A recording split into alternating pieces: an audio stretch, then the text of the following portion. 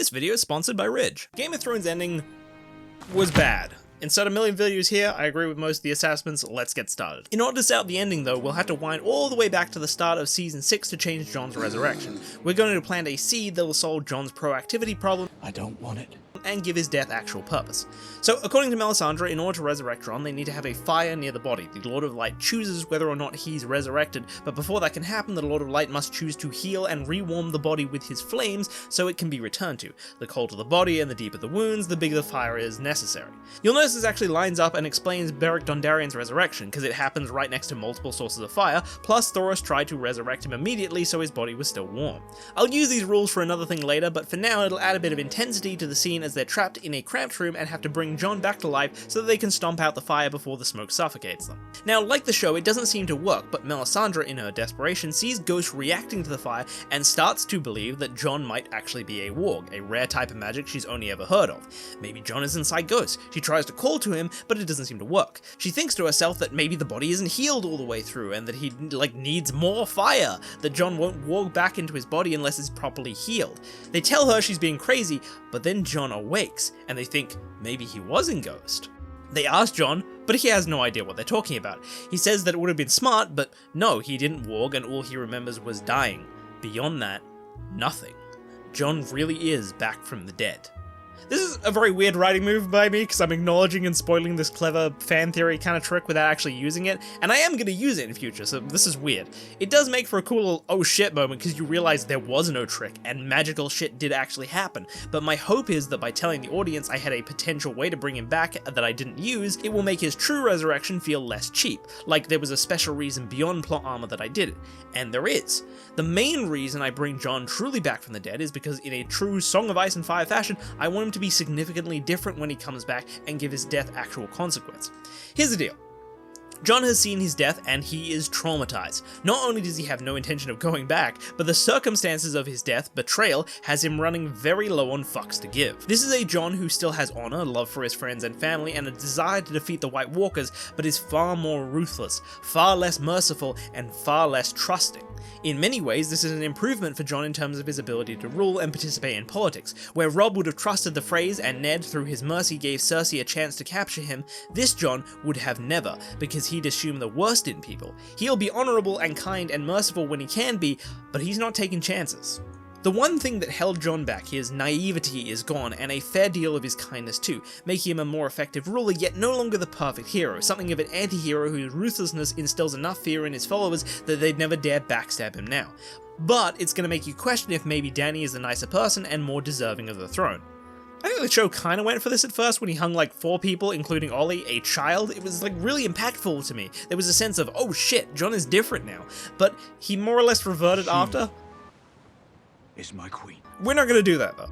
Jon has 2 objectives. He wants to save his family and defeat the White Walkers who he knows are coming, which is the same as before, but it's his methods that change. Like, okay, Jon specifically recruits the wildlings to not only help him take Winterfell so they can beat the Night King, but also because he doesn't trust most of the Night's Watch anymore. But after Sansa arrives and they have their reunion, he finds out Theon came with her, and he not only doesn't believe Bran and Rickon aren't dead, he also tries to beat the shit out of him, and Sansa has to order Jon, as heir to Winterfell, to stop. Jon does, but later in the middle of the night, he, Tormund, and a couple of other wildlings drag him out of bed and to the top of the wall to dangle him over the edge like, you step 1 foot out of line and I'll kill you. After this, it looks like Theon feels so guilty that he considers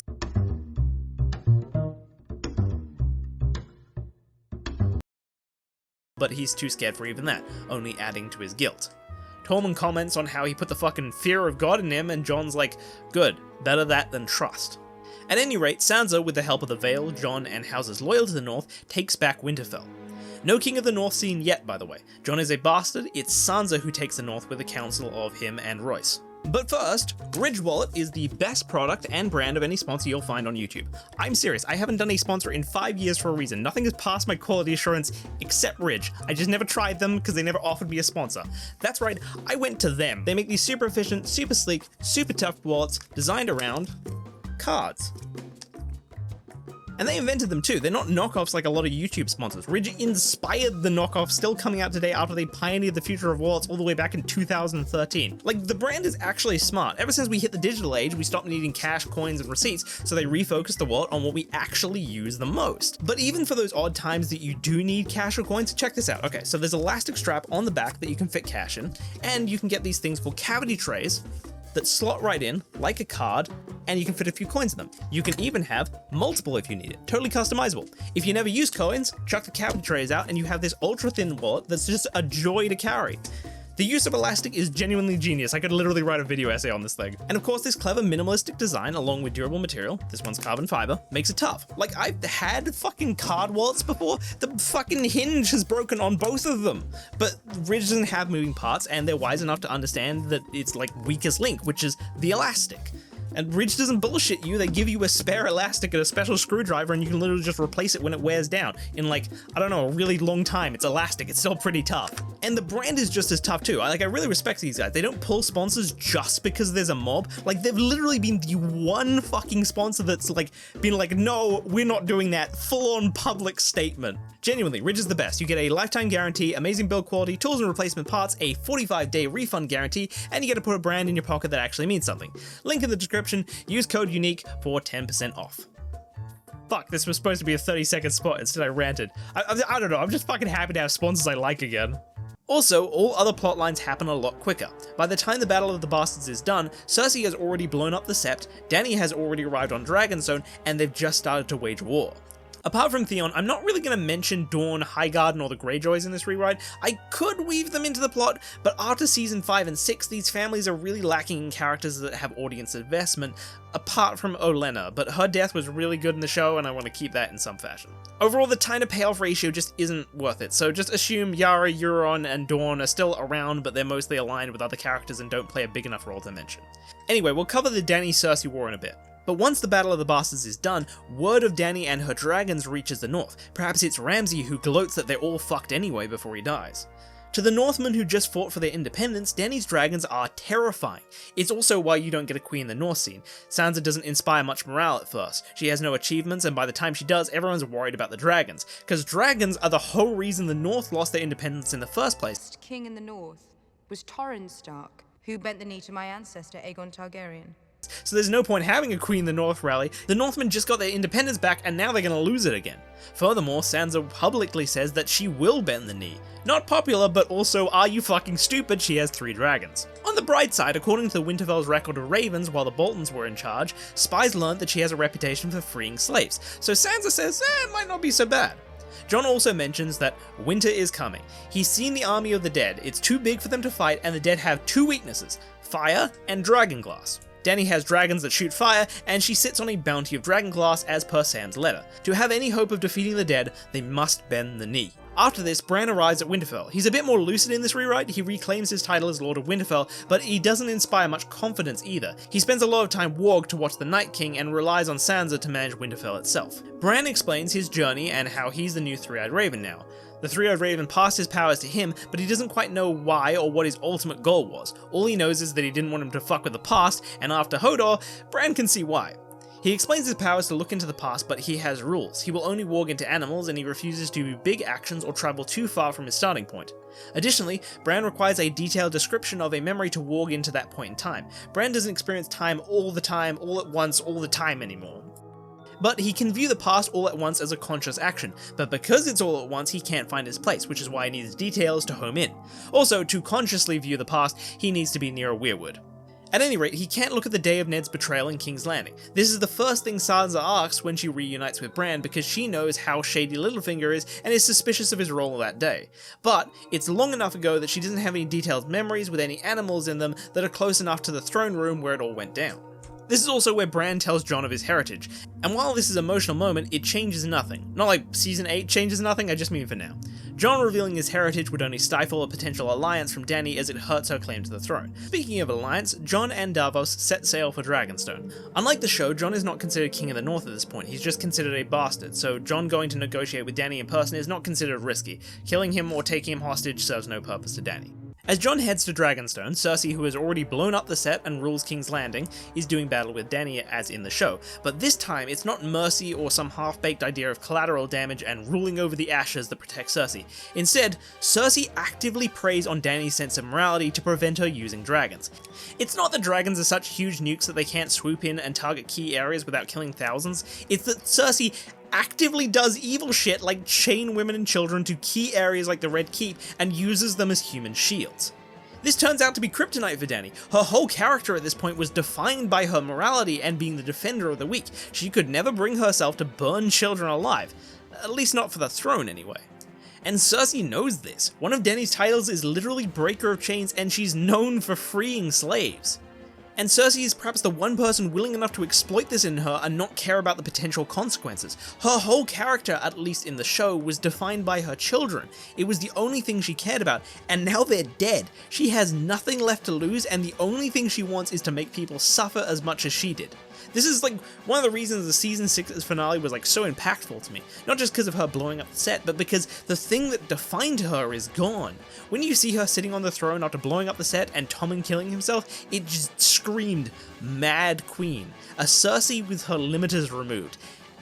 And then they did nothing with her and they fucking made her pregnant again! Not this Cersei though. I'm not going to give specifics, but I'm talking hostages, human shields, and Red Wedding style betrayals. She'll probably start by acting like she'll negotiate a surrender, but instead she'll betray their trust and take hostages like Missandei and Tyrion.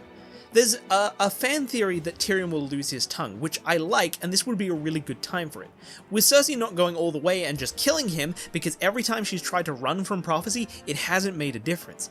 She thinks, knowing her luck, Tyrion will probably no doubt come back from the dead to kill her. It's not like zombies are a foreign concept to her.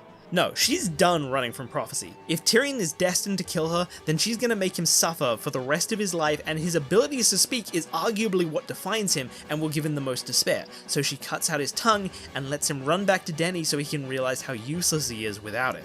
Or maybe she'll keep Missandei as a hostage and then offer to trade Tyrion for one of her other advisors. Maybe Dario can be here by the way, offers to go as he might be able to smuggle in something and break out independently.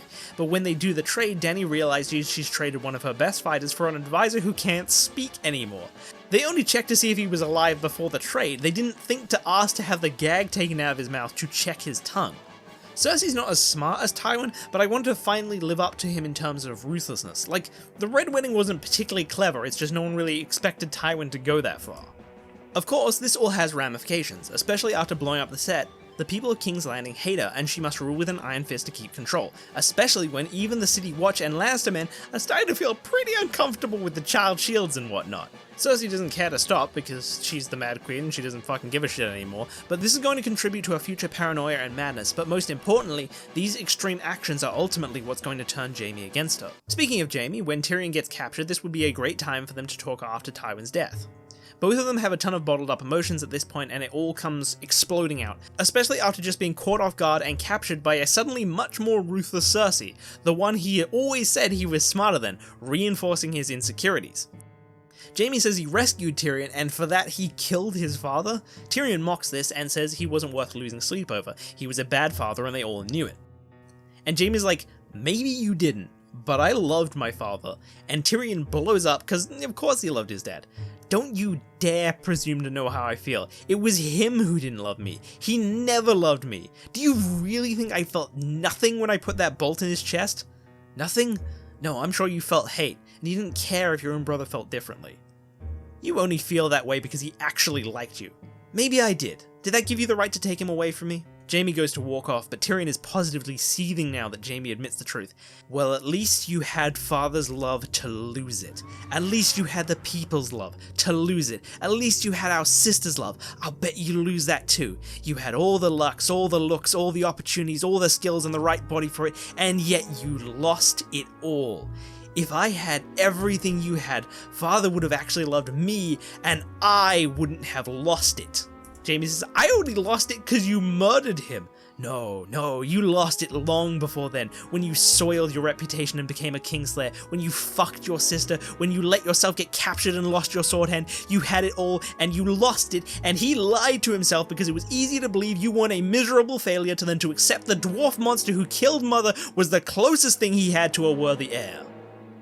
All the ego and self-consciousness finally pours out of Tyrion into the person he loves the most. His brother finally knows how he feels. And this would be Tyrion's final spoken words to his brother. Jaime doesn't care what happens to him anymore. He leaves, and in the next scene, Cersei cuts out his tongue and later swaps him back to Dany for Daario, only for her to find that he doesn't have a tongue anymore and his tactics and advice have to be given through paper, dulling his effectiveness but also his sense of identity. Whenever he tries to be witty, it either takes too long for everyone to hear because he has to write and hand off a piece of paper, or the lack of tone just means his jokes don't land. Or like, Varys accidentally sets up an obvious eunuch joke for him, but after Tyrion hurries to scribble something down to hand it to him, Varys just throws away the paper without looking at it. Honestly, I think the cutout tongue is an improvement. Now I can choose if I want to hear your childish japes. Tyrion's not totally useless though, he finds he can still help by drawing up designs and battle plans. This reignites inside himself when he runs into Bran later and is reminded of the saddle he designed for him. This leads him to design a dragon saddle for Dany, and later he designs the scorpions, but that's much later. Anyway, while Dany struggles on how to beat Cersei, Jon arrives on Dragonstone and asks Dany for help. But here's the kicker, unlike the show, this fails. Dany is too preoccupied with Cersei to care about some magical bullshit apocalypse she's never heard of and has no proof for. Even with Tyrion speaking to Jon's character and a Red Priest telling her of the prophecy, and Jon even showing her his scars that suggest he's back from the dead, Dany doesn't have enough reason to trust him, or maybe she just doesn't want to humor something that will tear her away from her main objective. Jon pleads with her to fly north, scout over the wall for the army, talk to the Night's Watch, anything, but to her, it's a waste of time at best and a suspicious ploy at worst. Tyrion tries to say something in his defense since he does like Jon, but writing "I met him years ago and is cool" on a piece of paper just doesn't quite feel as convincing when spoken. All her other advisors only see this as suspicious too. So Dany refuses. Even if it's just to mine Dragon Class, she refuses, and Jon is pissed. All these stupid nobles and their stupid ambitions playing at their Game of Thrones while the apocalypse approaches. To add salt to the wound, Dany will not even let him leave until he agrees to make the case to Bran to bend the knee. There's a joke here about Bran physically not being able to bend the knee. Jon is furious, but then Sam arrives on Dragonstone with Jorah, and after talking with Dany, he reunites with Jon in private and shows him the actual evidence of his birthright in the books that he took from the Citadel. The diary can be more revealing in the show, and maybe Sam can piece together from multiple sources. At any rate, Jon starts to form a plan using Sam as a source of knowledge. Also, this would be a good time for Jon and Jorah to bond a little and have that same conversation for the show. Having them be slightly hostile to each other and form a rivalry is also a valid option. Same with Daario, you'll see why. At any rate, the next day, Jon bends the knee so he can leave with Sam and Davos. And when Davos asks on the ship why they're bending the knee, Jon's like, yeah, we're not bending the knee. Instead, when he returns to Winterfell, he arranges a meeting. He tells Sansa what he's going to do first, and Sansa, who doesn't trust Littlefinger, asks him to go on a fool's errand just to get him out of Winterfell. I'll go over the details of that in a second, but at any rate, during this meeting with the North, Jon tells everyone Dany refused, that all these foolish nobles are too wrapped up in their power struggle to care about the apocalypse. So, he proposes an idea. He is going to bait Dany to come north to deal with him. Dany will inevitably occupy Winterfell because she has dragons, but Jon will take the wildlings and disappear into the snow, coming out only to strike key locations and supply lines and quickly disappear into the snow before the dragons come out. He intends to make occupying Winterfell absolute hell. According to Sam, the Dornish beat dragons like this, and the harsh winter cold and snow of the north should work exact same as the harsh desert heat and sands of Dorne. And of course they ask, how are you going to bait Dany here? Why waste the time? And this is where Jon reveals his identity and the evidence for it. He is Aegon Targaryen, true heir to the Iron Throne ahead of Daenerys, and he says he intends to claim that birthright. For the first time, Jon plays the Game of Thrones. Not to claim the Iron Throne, he tells the North, but to force these fools playing the game to come to the negotiation table and deal with the real issue. And this is the point where the Northern houses declare Jon king in the North, and you get that scene from the show.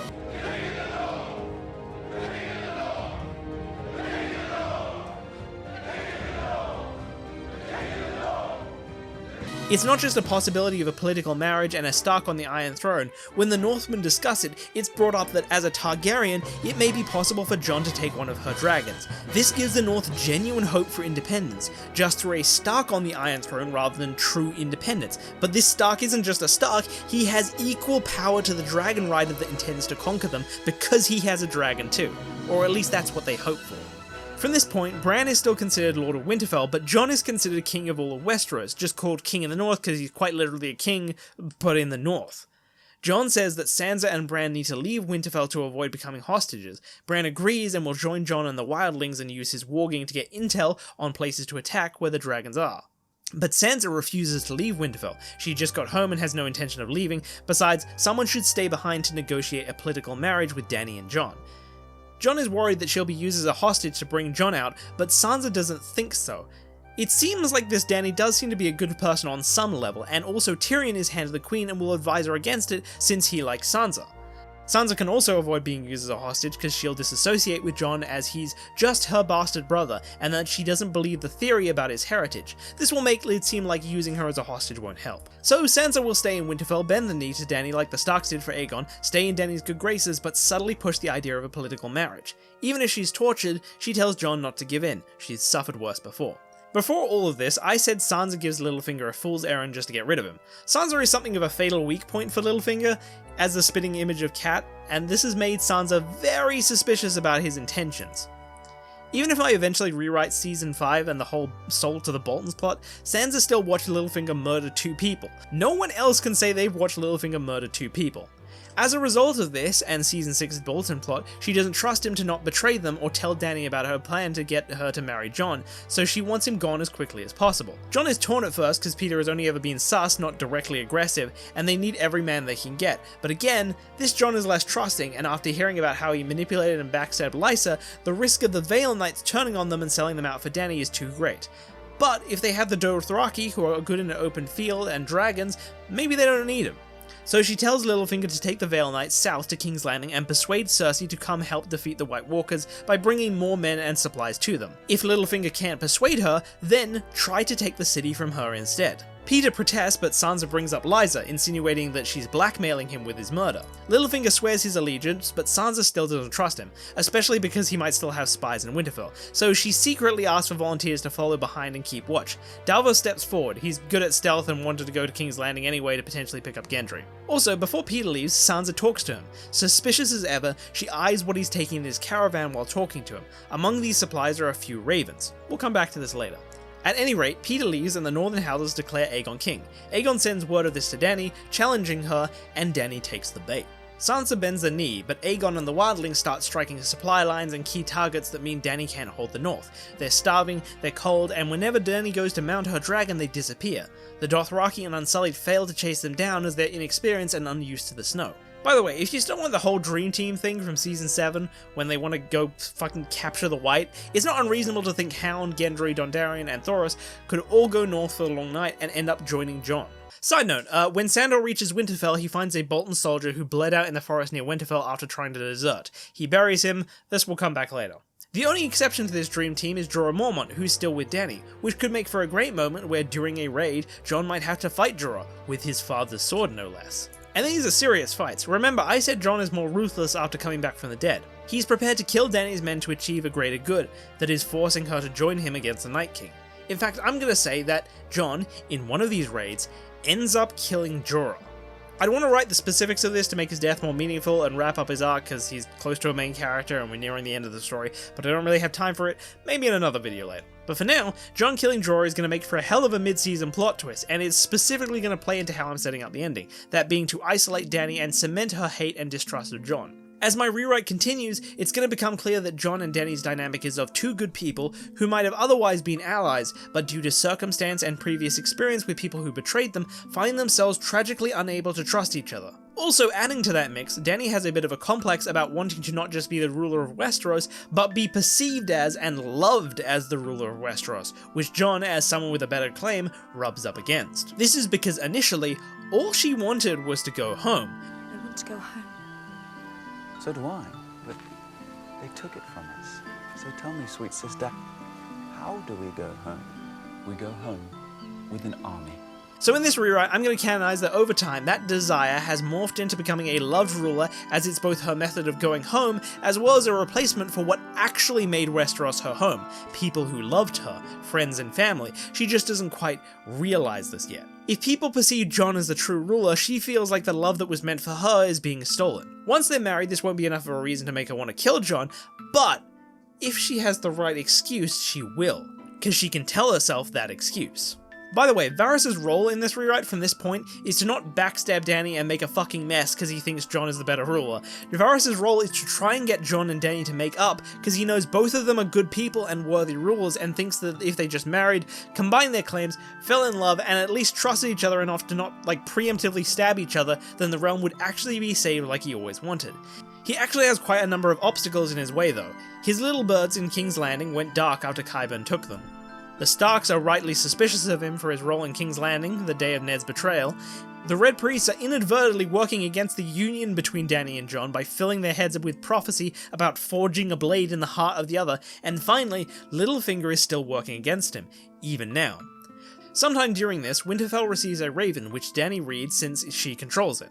The letter is addressed to Sansa as the Lady of Winterfell. Presumably it was sent before they knew Bran was back. The letter is anonymous. It claims to be from a member loyal to the Night's Watch and fond of the Starks. It cautions her against trusting Jon Snow, citing that during his time in the Night's Watch, he helped and allied with an enemy army outside the wall that became loyal to only him, and that he won the vote for Lord Commander of the Night's Watch against two others in a tiebreaker, and then executed both soon after. Which is all true, and the letter even encourages her to look at Winterfell's correspondence records with the Watch for proof. The letter says that like many bastards, he may have a penchant for power, and as he abandoned the Night's Watch, that seems to be the case. He should really be executed as a deserter, and not welcomed as he worries Sansa might do. This only reinforces Dany's suspicions of Jon. She has her advisors fact-check it against Winterfell's correspondence with the Watch, and then questions Sansa on the documents because it seems to contradict the impression Sansa gave her of Jon, someone who only cares about defeating the White Walkers and will give up their supposed claim to the throne if Dany agrees to help them. Sansa gets blindsided by this, and she fails to defend Jon. After all, she was the one who said he was just her bastard brother, and how she didn't believe the rumour. It's easily possible that he could just want power, and so the conversation ends. But why didn't this member of the Night's Watch say it at the wall when she was there? A possibility dawns on her. She goes to the tower the Raven returns to and looks around. She asks about the Raven that came in yesterday, and the man managing the tower directs her to it. He's like a weird Raven-obsessed man who's familiar with each one. Sansa looks at it and swears she recognizes it as one of the Raven's Littlefinger took. In conversation, she mentions it carried a letter from the Night's Watch, and the man is like, Night's Watch? But that Raven came from the south. Sansa was right, it is the same Raven. Like she thought, Peter must have still had spies somewhere in Winterfell. For some reason, Littlefinger is trying to sow distrust and sabotage the alliance between Jon and Dany. Her hatred towards Jon because of Jorah and her distrust because of Littlefinger's letter completely destroys Dany's trust in Jon's word, but this actually ends up working out in the alliance's favour. Dany has to concede that she's losing. She hasn't managed to kill Jon and she's losing control of the North. They're going to starve. She goes to a council looking for new ideas. Tyrion suggests just leaving. Jon's probably not interested in the throne, but Dany says he might be lying about the dead, and regardless isn't comfortable allowing someone with a better claim to the throne to parade around that he beat her. He'll only draw more power, and unless she wants to be the ruler of 6 kingdoms, he'll need to be dealt with eventually. The marriage pact comes up in conversations. Sansa has successfully planted the idea in Dany's head, but Dany correctly guesses that it's probably her plan. But because of her hate and distrust from Jorah's death and the letter, assumes Aegon's identity is a trick to get the North independence without having to fight dragons. And then Tyrion has a smart idea. Only true Targaryens can ride dragons, so why not agree to the marriage pact, but only if Jon bonds with and flies one of her dragons first. If he is lying, he'll back out and the problem is solved. Of course, this is going to create a great oh shit moment as Dany accidentally legitimizes Jon in the eyes of the people as a true Targaryen. Fucking whoops! This forces Dany to concede and agree to the pact, but she still has one more condition. The names Jon Snow and Aegon Targaryen are dead. Any mention of those names will be considered treason, and Jon must pick a new name. Probably Benjen Stark to make the cover-up more believable, and because Jon wants to honour the man who never came back, who he can now feel like did actually come back from the wall in some sense. Jon, of course, has no problem accepting this proposal. He only uses his heritage to bring Dany to the table. There is a staunch Aegonist faction that cares more about northern independence than the White Walkers and isn't comfortable with Aegon's name being erased, but it's not going to lead them to do anything crazy. So Dany and Jon are finally united against the dead and begin making preparations, although again, this alliance is tenuous at best. Jon always remains close to Dany so that he can't have him killed without him killing her first, and Dany knows this. And while as they prepare for the Night King, Dany slowly begins to trust Jon is telling the truth about the dead, and Jon trusts her enough to not spend every waking moment with her, she has no idea about what he will do after, and he's proven he's willing to lie to her and betray her, although she did kind of force him to. There's also the sense that Jon killed Jorah, and if Dany admits Jon is good, then she would feel responsible for getting Jorah killed for no reason. While all this is happening, Littlefinger travels south, and Arya arrives back in Westeros. Like the show, Arya goes to kill the Queen and changes her mind when she talks to Hot Pie and finds out it's possible for her to return home. But Hot Pie doesn't tell her about Jon. Jon was just a bastard at that point. The North was retaken in Sansa's name. Nonetheless, Arya decides to start heading north along the King's Road. As she goes, she starts gathering info on the others on a list, and you start to see her get annoyed as she watches her list quickly shrink.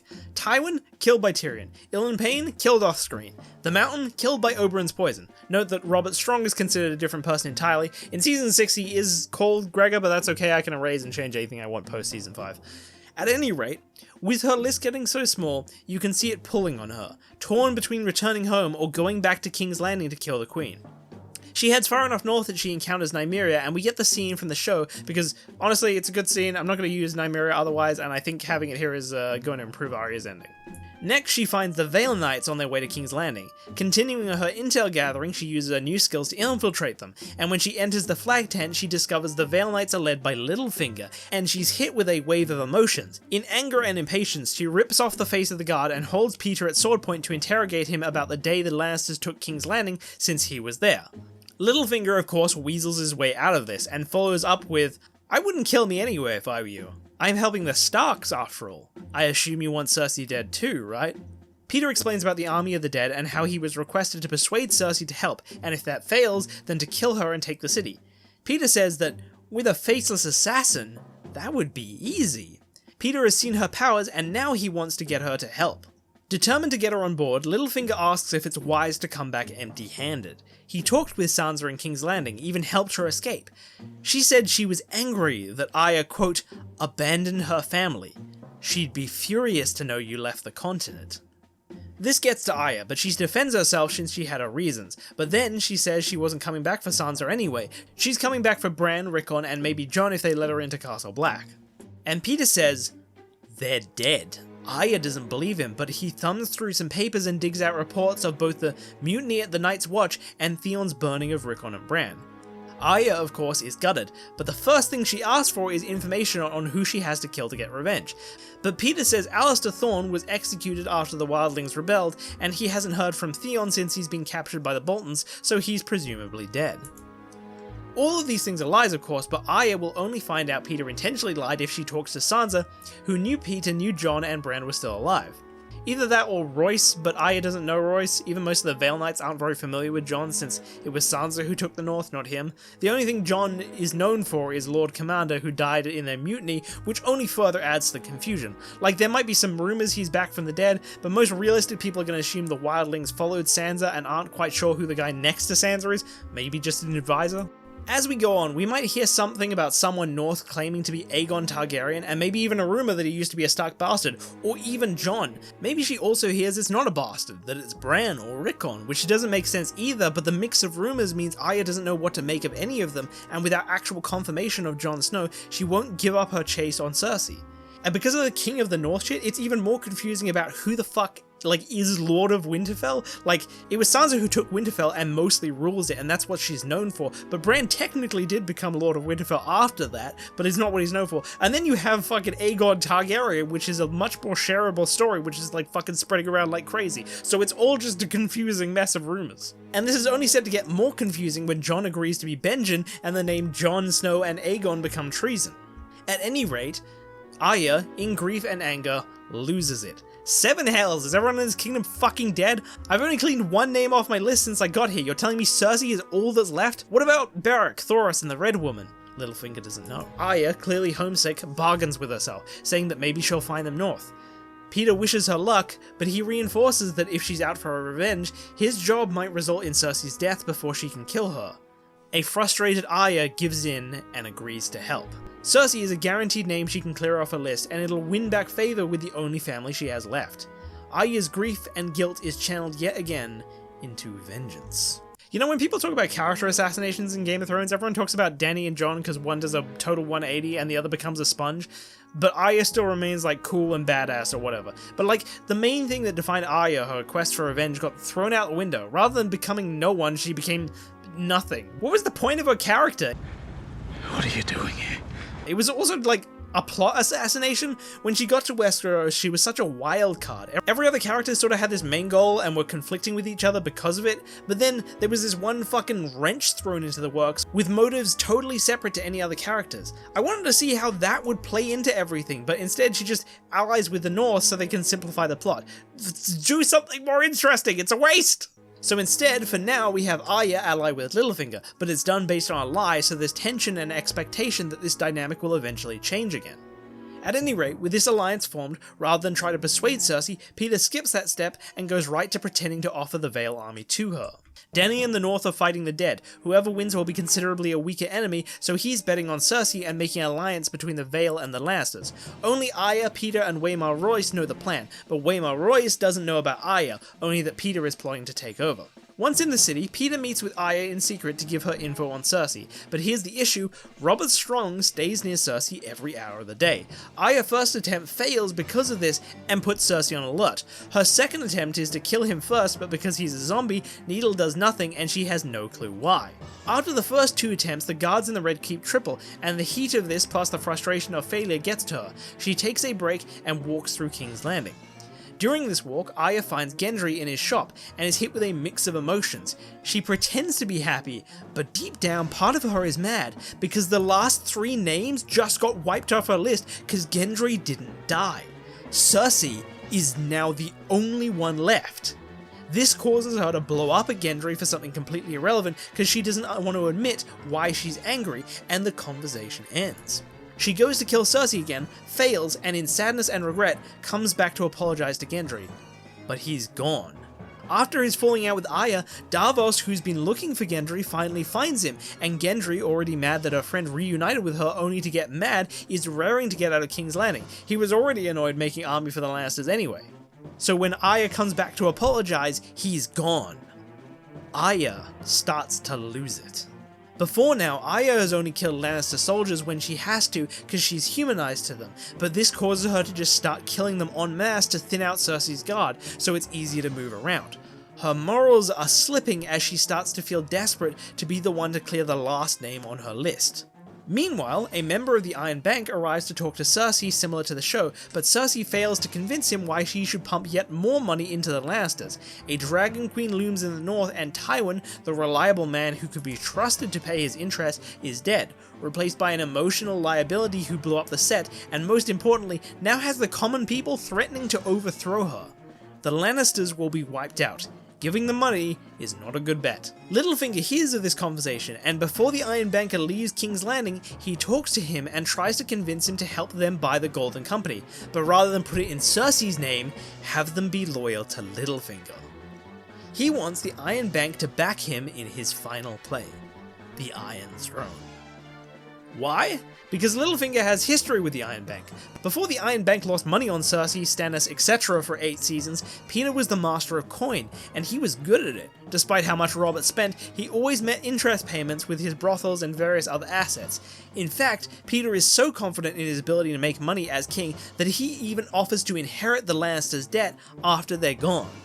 The Iron Bank knows Littlefinger would be reliable as king, but he isn't in the line of succession. But neither was Aegon, and he'll have the will of the people so long as he can bring back stability. But how will he do that? The Lannisters, Starks, and Targaryens all oppose him. The safer bet would be to bet on the one with fucking dragons, but they don't need the Iron Bank's debt and are threatening to wipe out the ones who do. But how will he defeat the Lannisters, Starks, and Targaryens? Littlefinger says he has a plan, but we don't get to hear it. Arya and Cersei continue to do battle, and while Arya can't kill Cersei, Cersei can't kill Arya either. She can be anyone and move through the Red Keep like the cat she used to chase. The constant threat and presence of Arya along with the common folk rebellion makes Cersei a schizophrenic wreck. Arya starts to notice this, and after her falling out with Gendry, she doesn't mind exploiting it. Her hope is that if she can drive Cersei crazy enough, she might make a mistake and separate from Robert Strong, allowing Arya to kill her. But this drags on, and it takes a toll on both of them. Arya starts putting Lannister heads on spikes around the keep. She starts changing the faces. Cersei, her children, Jaime. She shows up in the middle of the night wearing the faces of her children to freak her out. Arya doesn't let Cersei get any sleep, but Arya doesn't get much herself. And when she runs out of Lannister soldiers, she starts searching among the common people. For those who agreed with Ned Stark's execution or the Red Wedding, she looks for any excuse to keep putting heads on spikes and keep driving her insane. When Cersei starts running out of guards, she goes to Littlefinger instead, and Littlefinger's like, yeah, I have all the power now, I'm the only one with an army, I'm not giving you shit. Finally, Cersei cries into Jaime's arms, but she looks over to see Jaime in the doorway. It's actually Arya wearing his face, but with that moment, she completely snaps. She runs away from Jaime and Robert, throwing anything and everything in her way to stop her from being followed. Robert is slow and way too big, and he ends up getting stuck and not being able to follow her through a crawl space, and Jaime and Arya are the only ones left, separately trying to track her down. Jaime finds a manic Cersei in some kind of underground bunker in the sewers and makes a horrifying discovery. After the first attempt on her life, Cersei had Qyburn set up a mechanism to blow up all the wildfire under King's Landing. Jaime pleads Cersei to let him in so he can talk. Jaime reminisces about their good times together, only things he would know, and Cersei lets him in. But she's still determined to set the wildfire off. She asks Jaime to do it. She doesn't care anymore. Burn them. Burn them all. It's the only surefire way to kill the assassin. Jaime holds her back. Horrified, he tries to convince her to change her mind, but then Arya arrives, making her even more panicked. Arya starts trying to break in, and when she succeeds, Jaime gets distracted and Cersei pulls her out from his grasp, grabs a lit torch and runs to light the wildfire. Both Arya and Jaime give chase, and Arya screams no as Jaime reaches for his sword. He only has one way to reach her in time. Jaime stabs Cersei in the back, and Arya has lost her chance. I can't take full credit for this Jaime killing Cersei and preventing her from setting off the wildfire, thus mirroring the Mad King. It's like a popular fan theory, but the specifics of how it plays into Arya's story is all mine. Hey, you want to see how fast I can do this? Haha. Honestly, putting the cards back together and making all the cards flush, it's honestly super satisfying. Arya screams in anger at him. Jaime asks who she is and why she's so angry. Arya is offended. Don't you recognize me? I'm Arya Stark of Winterfell. The camera pulls back through the lifeless halls, the corpses, the heads of guards on spikes, the faces of Cersei's children on spikes. And Jaime says, "Are you really Arya?" And something inside her just cracks. She's no longer herself. Maybe she's become no one after all. Jaime's not mad at her. He should have killed Cersei back when she was chaining children to towers. He says he's going north. He asks Arya to come with him, but she refuses and screams and threatens him when he tries to get close. She feels like a monster, and she didn't even get to kill Cersei. She can't show her face to her family. Jaime buries the body, and Robert Strong sees this, so he leaves the city because the duty he was resurrected with is now over. He's off to find Sandor. Jaime is going to leave as well, but before he does, he goes to Littlefinger, because at some point during all of this, he saw his cat's paw blade. He goes to Littlefinger and says, "Give it back." The dagger was Jaime's. He ordered Bran's assassination. If you want to keep this slightly more book accurate, you could say he manipulated Joffrey into doing it, but same diff. Also, Bronn actually chooses to leave with Jaime as his bodyguard. Jaime's surprised he'd want to join him and fight the dead, but Bronn, the realist who's yet to interact with magic outside of Dany's dragons, is skeptical of a dead army, let alone if it's even the apocalypse. This is true to some extent, but the real reason Bronn is going north is because Littlefinger, using the money from the Iron Bank, has given him a job. Meanwhile, at loss for what to do, Arya goes to Peter, who tells her to kill Qyburn, adorn the face of Cersei, and make Peter Hand of the Queen so he can handle the kingdom and correspond with the North. He will send a raven to Sansa explaining how she helped kill the Queen. Arya, tired and vulnerable, leans on his support. Peter, however, actually has no intention of leaving, especially when he goes through Qyburn's stuff and learns Robert Strong is the Mountain, who she knows is on Arya's list from some of their heart-to-hearts. He keeps this in his back pocket, and when Arya starts to suspect Littlefinger is stalling and isn't actually going to leave for the North, or maybe she just longs for home, he gives her this information and she takes the bait, leaving the city to go find the Mountain. Back in the North, they prepare to fight the Night King. Since the war still exists, I actually need to do a few battles with the Night King, which is a little clunky, but oh well. Bran decides to stay at Winterfell. He needs to be close to a weirwood to change the past, so he'll be there as a precaution in case they get wiped out. But they shouldn't rely on it, because also it seems that time is a closed loop. While there, Bran asks Sam for help on working out the mystery of Bloodraven and the White Walkers. They work out the symbols they keep drawing are depicting the Isle of Faces, the birthplace of the Night King, and they work out the Bloodraven is Brandon Rivers, a Targaryen spymaster who is good at manipulation and obsessed with prophecy dreams about the White Walkers. He tried to prepare the Seven Kingdoms for them, but his at-any-cost mentality got him sent to the Wall, where he became Lord Commander and then went missing. The battle for the Wall begins. I'm not going to go too far into tactics too much, because but the crucial points of this. The dead army is enormous, but similar to the show, and especially with the night and snowstorms that follow the White Walkers, you only get glimpses of it with Dragonfire. They know the Whites are near the Wall, but you can't tell until Dany randomly flames an area and it's packed with Whites, like turning on a flashlight and only seeing spiders, implying that they're covering the whole floor. At any rate, because they're so dense and clumped, the dragons can fly along the wall and are incredibly effective at torching them before they can start climbing.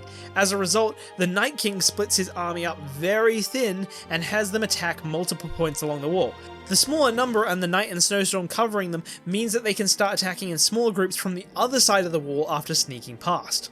Furthermore, on the ocean side of the wall, the sea freezes, allowing the Whites to walk across, so a dragon must continually break a line through the ice with dragons to prevent them getting through. By the way, the fact that it's coldest and darkest the closer they get to the giant mass of walkers helps Sam confirm a theory. The strange seasons in Westeros are caused by White Walker activity.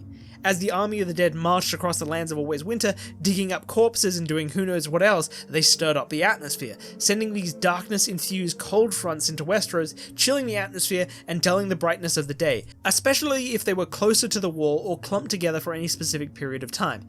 Also, given that the land of Always Winter was once inhabited by the Children of the Forest and wasn't always cold, probably means it will return if the White Walkers are defeated. Anyway, as the Whites don't eat or sleep, they play the long game and keep the living moving.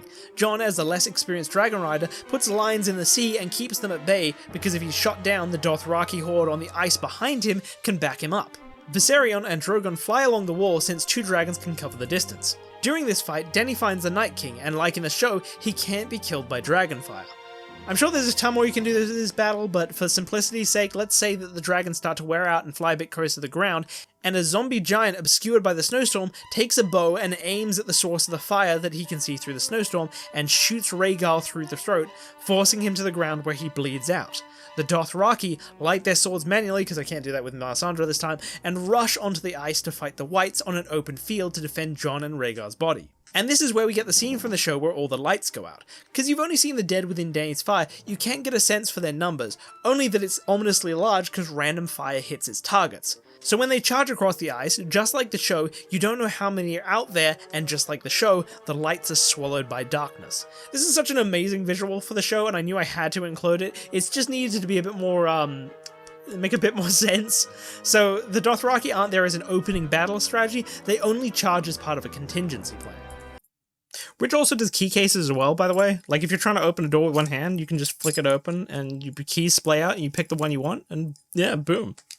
You can also just get fucking, like, look at this. You can get matching colors. Look at that, yeah.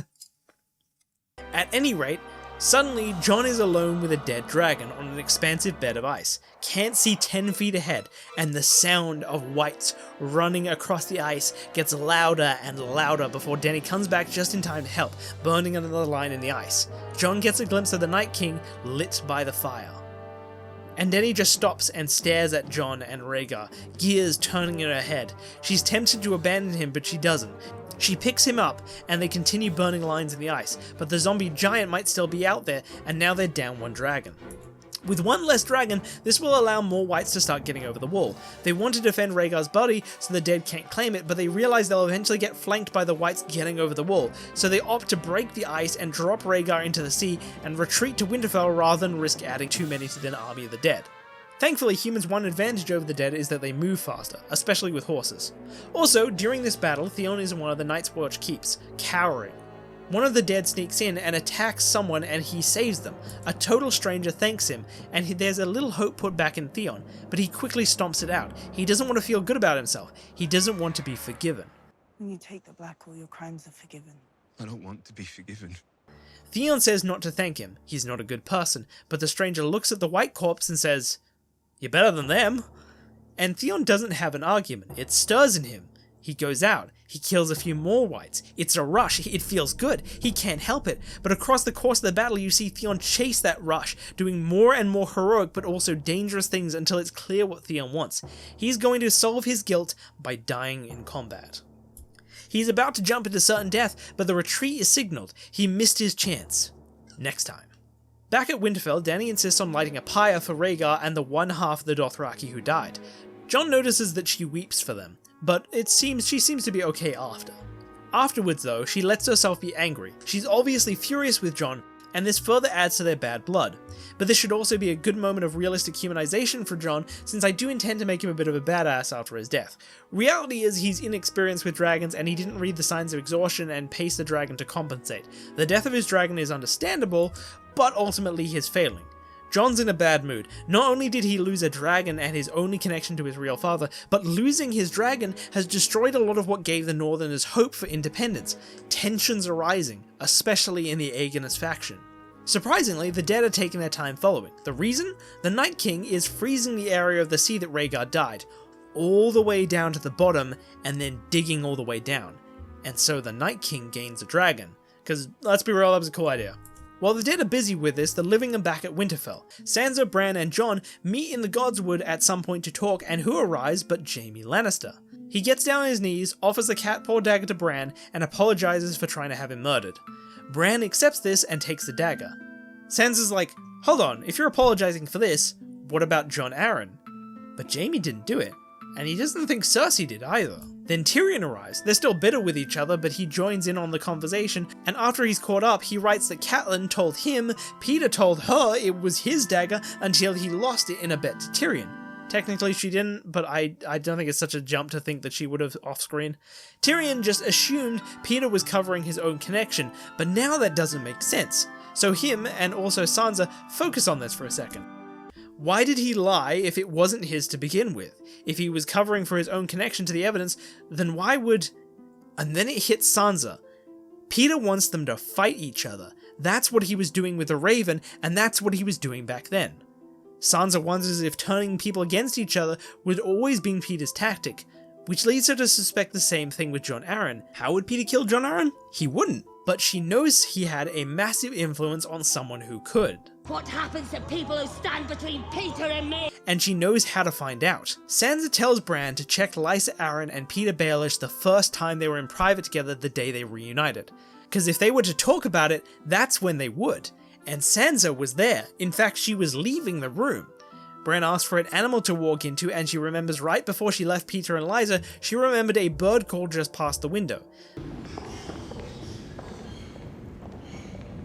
They identify the species by its call, and this allows Bran to go from her memory into the bird. He flies a short distance to find a crack in the window and listens in on Lysa confessing to Peter. You gave me those drops and told me to pour them into Jon's wine. And you told me to write a letter to Kat, telling her it was a Lannister. They have their confirmation, and so Jon will execute him once they reach King's Landing after beating the Night King. Bran scouts with ravens. The dead are on the move again. They'll be here in 48 hours. By the way, the dead are moving in a straight line towards Winterfell. They don't go to surrounding towns to add to the army unless they're super close. Bran posits that the army is going to prioritize them from preventing to regroup unless it's really worth taking a detour to a big town. This kind of makes sense because the night and snowstorm is so big and foreboding at this point that people further up the road have more time to evacuate if they take detours. At any rate, the dead arrive in 2 days, but that night, Bronn talks with the Aegonists. As a topic of conversation, he says before he left he raided Qyburne's lab after he was assassinated to see what he could loot before he left. He has an assortment of potions, though he pretends he doesn't know what a lot of them do, but he figured he'd sell them on the way. One of the Aegonists recognizes an obscure poison amongst the vials and offers to buy it. Bronn accepts. The Aegonist, believing Jon has lost his influence without a dragon, then uses it that night to try and poison Dany. But little does he know the poison was actually watered down, and only makes her sick enough to think someone tried to poison her. This creates a massive rift in the Alliance, worse than yesterday after Jon's dragon died and Dany lost to Dothraki. The only way to settle it is to bring the specific man to justice.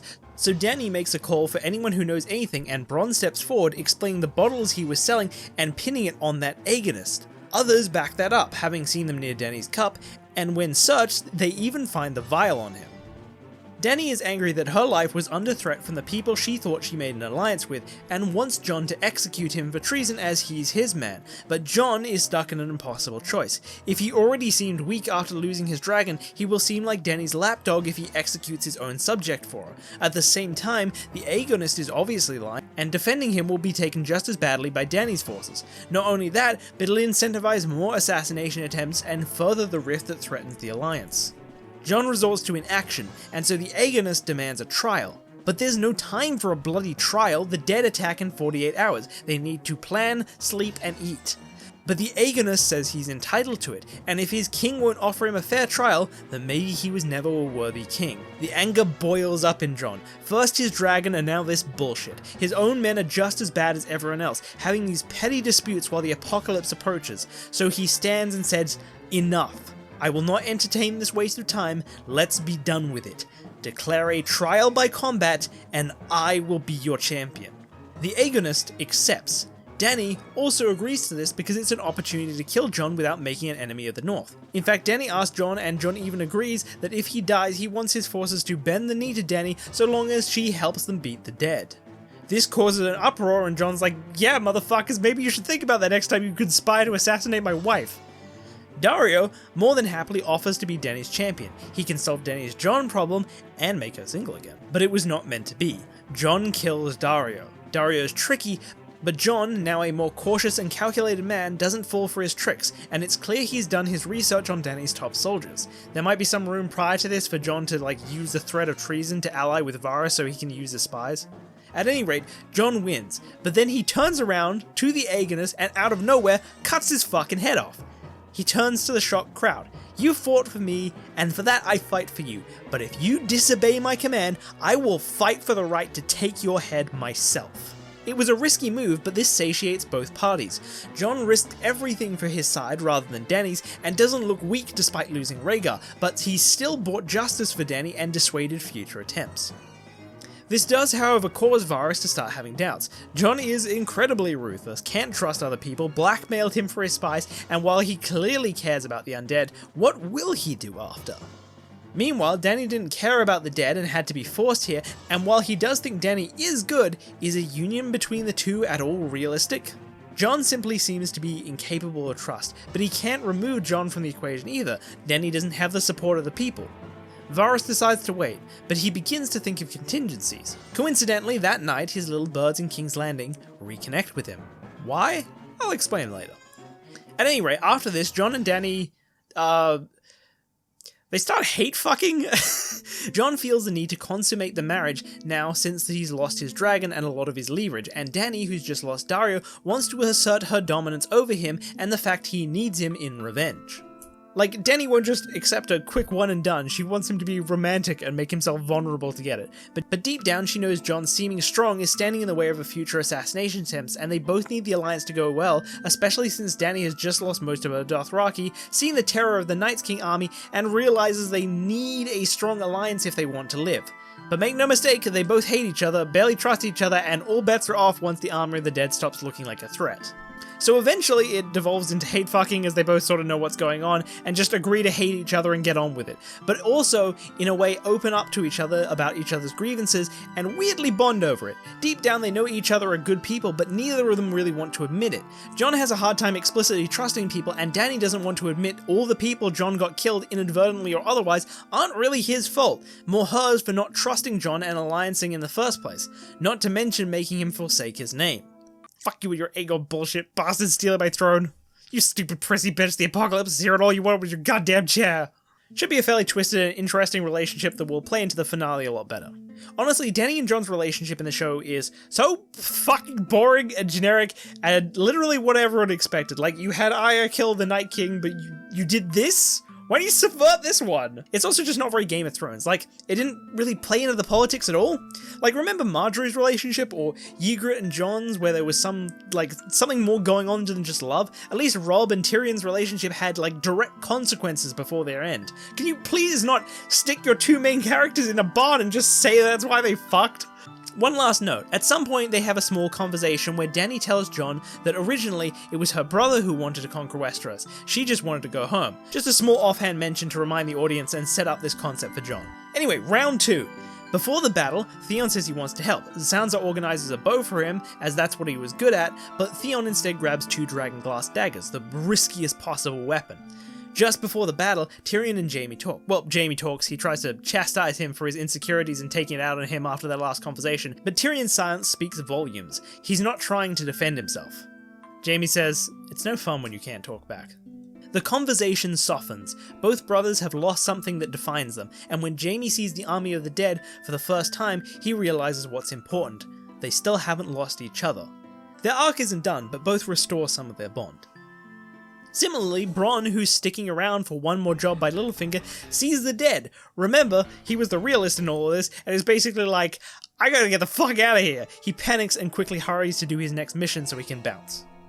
On to the battle. Having learnt not to clump, the Whites surround Winterfell and start splitting into small groups. The constant attacks keep them on edge, and they seem willing to keep up the siege forever, but the number of the dead is much less now. Also, the undead dragon is here, but as Dany still has 2, they use it very sparingly. It waits for Dany's dragons to move first before coming out of the snowstorm to distract her before going back into hiding. Dany's dragons are still very effective, but it's still not enough. As the living begin to lose, 4 important things happen. Firstly, the last of the Dothraki go around the walls to flank the dead as the gate falls and the dead pile inside. This ends the Dothraki but kills significantly more dead. Secondly, a single White sneaks into where Varys is hiding but is luckily killed, and Varys notices a Bolton sigil on the White's clothes. Thirdly, in the chaos, Bronn finds Gendry and murders him. His job from Littlefinger wasn't just only to incite violence between the North and Dany, it was to kill the Baratheon bastard.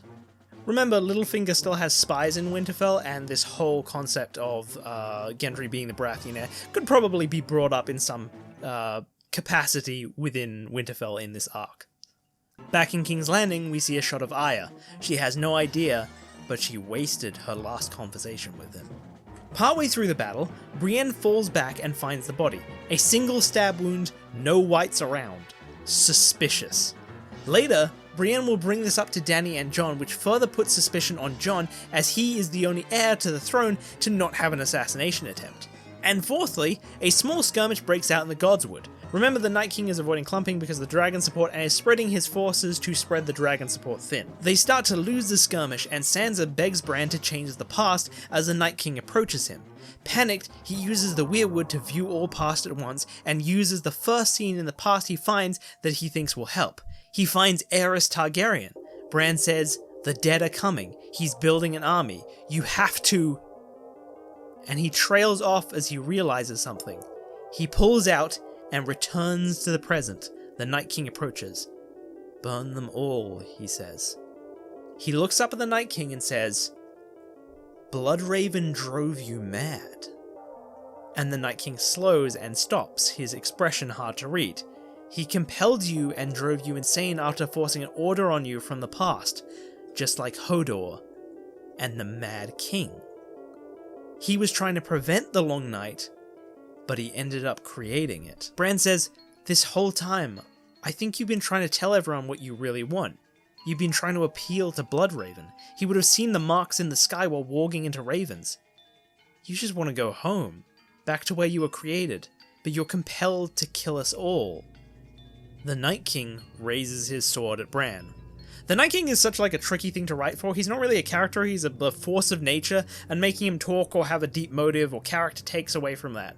But also, Game of Thrones is all about the fucking politics, characters, and tightly woven plot. So rather than give him depth, I thought I'd better make him a consequence of other characters and their politics, and use the current loose ends in the plot to like solve a mystery and hopefully give him a satisfying answer without changing what he is.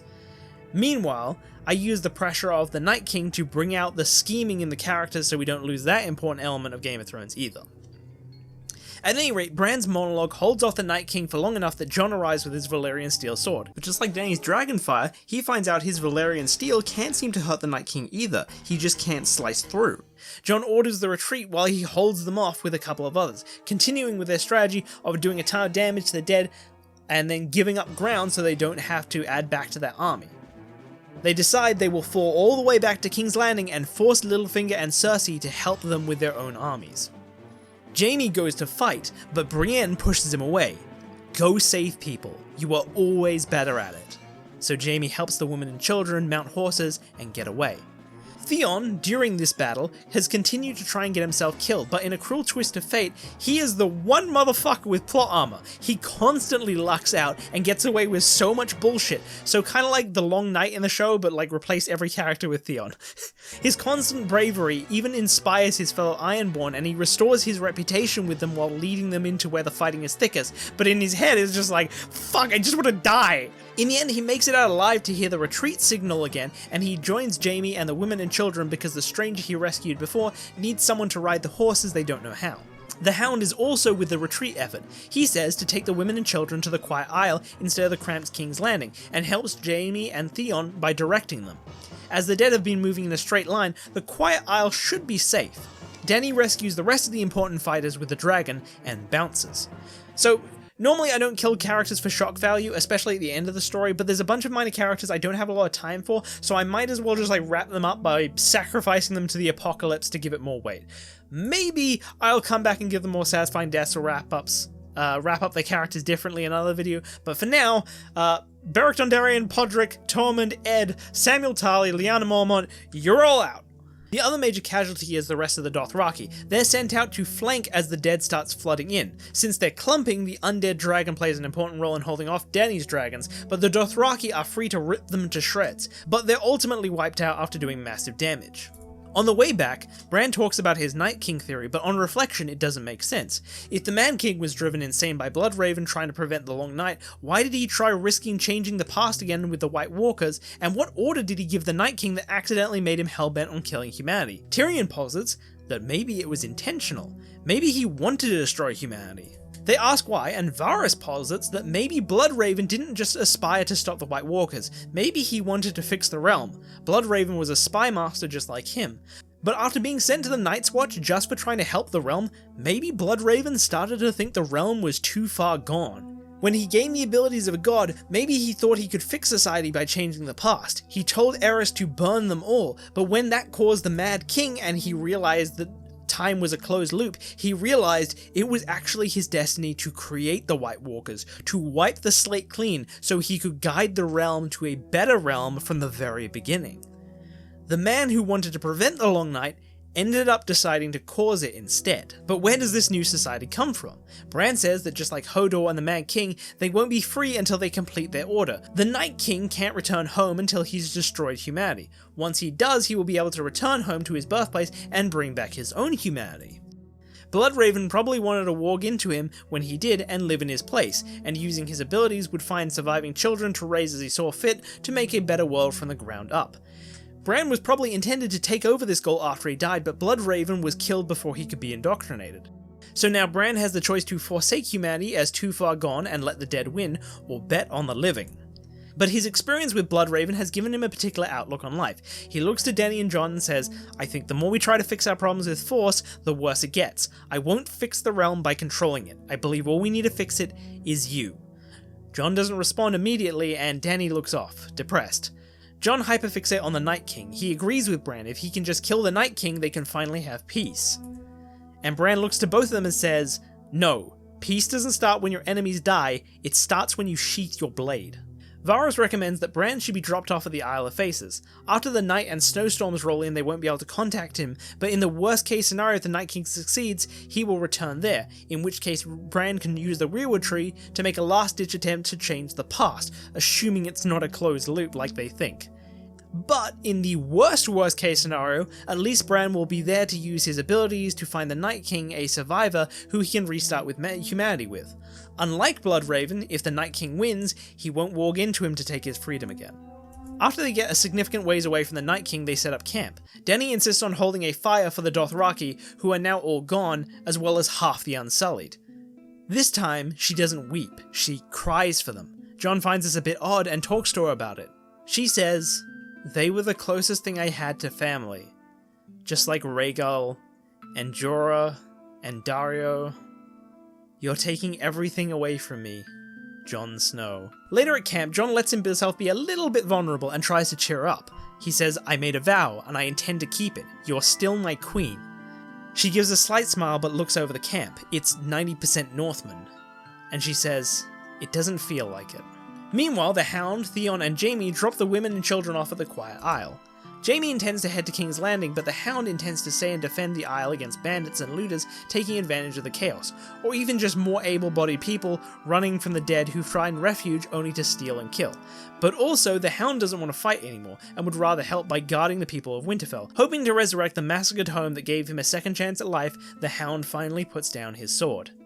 Interestingly, Theon is going to join Jaime, but then he finds... Okay, you know the random woman Theon fucked in Season 2? Well, she's here, and she has Theon's bastard child, and she's more than happy to welcome Theon back as she's a single mother and needs the help. He spends a bit of time with her, and where she was just some whore to him before, now this little, small family welcoming him back makes him too happy. He feels guilt. He doesn't want to be happy. He leaves, back to King's Landing, to die to the army of the dead. Jaime, Sandor, and Theon are kind of like three different takes on redemption. You have Jaime who doesn't forgive himself and dedicates his life to earn that forgiveness in himself.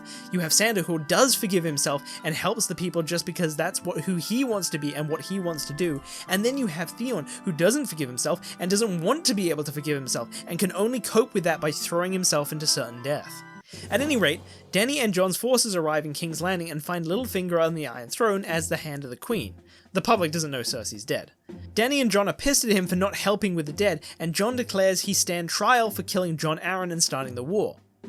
Littlefinger is caught off guard by this, but he denies it, makes an excuse for why he took so long, and then willingly gives up control. But he advises against killing him, because he has the Vale Knights, the City Watch, and the Golden Company in his name, which is now the largest army there. So they can't kill him because they need his army to beat the dead in this final battle. To add insult, he's been ingratiating himself with the common people as Hand of the Queen, so not only does he have the largest army, he also has the will of the people.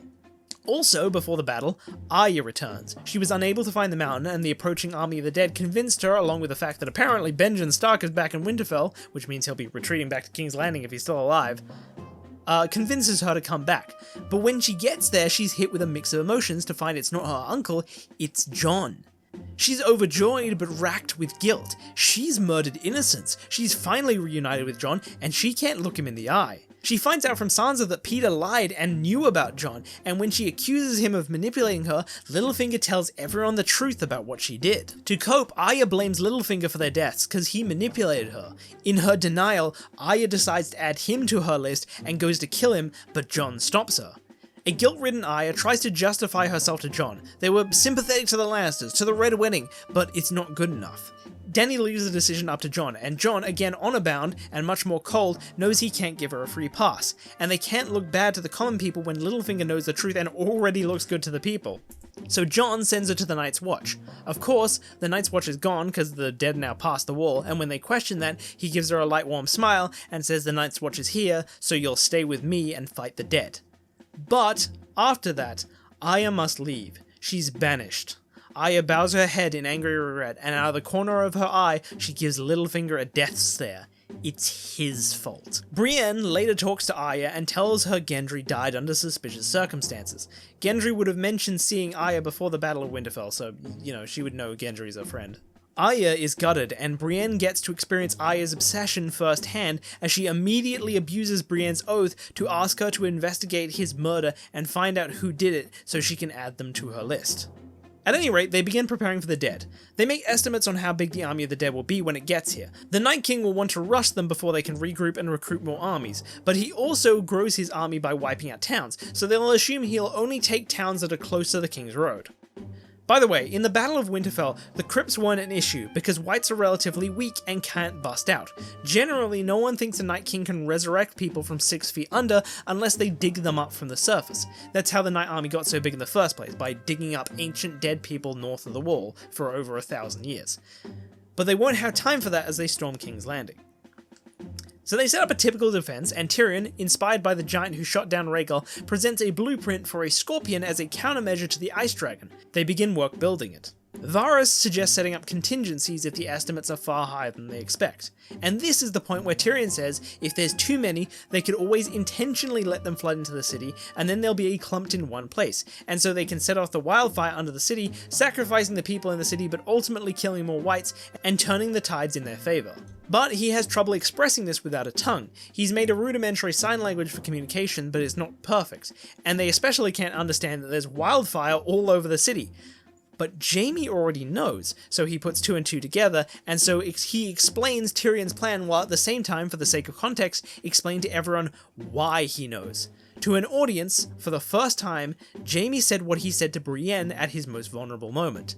Jaime is no longer scared of being judged. But Jaime had someone disconnect all the wildfire pots from each other before he left, and it would be way too dangerous to have them all connected during a siege. They need a manual trigger. A dragon. But Jon's dragon is dead. The only dragon rider left is Dany, and she absolutely refuses to do this. The Dothraki are dead. The Unsullied are half. The North dislikes Dany for censoring the real heir. Rumors are spreading to everyone else, and now they want her to nuke the city, ensuring that anyone who survives will hate her. Jon pushes her to stop thinking about herself. He knows at this point that they'll need to make sacrifices to beat the dead, but she thinks he's full of shit because he benefits from the people hating her. Or at least, it's easier for her to believe that. So instead, Tyrion comes up with a different plan. Reinforce various houses so that the dead have a hard time getting in. If the wall falls, half the forces will fall back while the other hide in the reinforced houses and let the dead sweep over them. Then, open the doors and flank from behind where the Night King probably is. You kill him, you end the long night. This scares a lot of the men to be stuck in reinforced housing, hoping to God they don't break as the dead swarm over them. It's seen as a suicide mission, especially after they've had the fear of the dead struck into them after losing 2 consecutive battles to them. So, as a compromise, the men are all given sealed notes with either a ink stamp to fall back or a blank piece of paper to hide in the houses. They won't open it until the first bell rings, and they won't act on it until the second bell rings. After the meeting, Tyrion hugs Jaime. He never knew. Also, Tyrion gives him a haircut and a shave, both as a bonding moment, but also because Tyrion tends to communicate through Jaime now as he demands more respect and attention, he thinks it's important for him to stand out, especially once they're on a chaotic battlefield. And he may want to get the attention of an actual commander like Jon or Dany. Before the battle, Brienne is torn between protecting Sansa in the Red Keep or protecting Arya on the battlefield, but Sansa tells her to protect Arya. As they talk, Sansa has a pair of knitting needles and has picked back up some of her old loves. With all the politics and planning done, there isn't much for her to do but hide in the Red Keep, but tragically she finds she can't enjoy it anymore. Pretty dresses, dancing, knitting, singing, she used to love all those things, but after everything she's been through, it all just seems childish and pointless. Brienne is basically like, yeah, it is. The only purpose she's found is with a sword in her hand, but Sansa sighs and says, but that's not me either. This is kind of a minor point, but they kind of girl boss Sansa like way too hard. Like make her more mature and a schemer, sure, but did she have to like lose what made her? Sansa was always like the quintessential lady, not just because her society pressured it on her, but because she like actually liked those things too. She was like the perfect mirror for Arya, something that I try to allude to with her worrying about her sister while knitting with 2 needles. But I felt like the show ditched her feminine traits in the end rather than letting her keep them, but with a new spin on it, which is what I'm building to. Now let's skip to the battle. The dead start gathering in small groups as they prepare for combat. By the looks of it, the estimates were on point. This battle should be winnable. As before, the dead start sieging and attacking in small skirmishes to keep them on their toes, looking for weak points and avoid being clumped and toasted. The larger army is clumped, but it's far enough away that they can scatter if Dany takes to the sky. Dany is on standby with her dragons, as is the Ice Dragon, both unwilling to put their dragons at risk without some sort of guaranteed return. Jon, meanwhile, patrols the walls and streets with the Northmen, looking for signs of whites or signs they've found ways inside or rushed the walls in a small skirmish where the guards have become weak. As the battle and siege may take a while and they're not people with battle experience, Littlefinger invites Varys on a walk around and near the throne room, just like old times. Varys expresses his loss of confidence in Dany and Jon. He did what he could, but those blasted red priests and their reckless prophecy have destroyed that hope, and Littlefinger is like, perhaps I can offer you a better candidate. Me. Varys says he couldn't think of a worse idea. He has neither the character nor the means, and Peter disagrees. He has the means. And so, as they walk, Littlefinger explains his final play as we cut to see it actually playing out in real time. Peter ordered a small group of people from the Golden Company to dress like the Unsullied and go kill John. It must be out in the open where witnesses can see, but should they succeed, a ship of gold awaits them in a secret cave harbour for them to leave on. It's a brazen move. John will instantly know they're not Unsullied and sent by Peter, but that is of no concern. These assailants lack experience with Unsullied weapons. Fuck, I didn't realize until editing the Unsullied fucking to have the same goddamn weapons as the Golden Company. I'm just pretend the Golden Company does not use fucking spears. Change that. It's fine. It's like they haven't been shown on screen yet. Fuck me. And since they must kill him in the open, they won't be able to sneak up on him. They won't succeed. But Littlefinger is counting on it. With the chaos of a siege and multiple witnesses, many from afar, word will spread like fire, fast and without control, until the simplest, most lethal version finds its way to its target. John will know the implications. He'll try to spread the truth, try to get word to Dany before it's too late, but in the chaos of a siege, it will be unsuccessful. We see some of the northern messengers heading to Dany get stopped for questioning by Dany's forces who still don't trust them, and some get attacked by whites. Meanwhile, the people who watch from afar quickly spread it to other northerners, and the message only has to jump a few people before it gets to the Aegonists, who were previously quelled by the trial by combat, but are now enraged because the word has changed as it went from person to person. Apparently, John didn't just get attacked, apparently he was killed. The Aegonists push their way through the streets, cutting through anyone who gets in their way. They bust into the keep where Dany is on standby and charge her, screaming, "Traitor!" They very nearly kill her with a surprise, but she has dragons, so of course she ultimately wins. As Littlefinger says this, Varys watches dragonfire appear behind him from one of the towers. The assassination is unsuccessful, but this attempt is enough to make her genuinely fear for her life.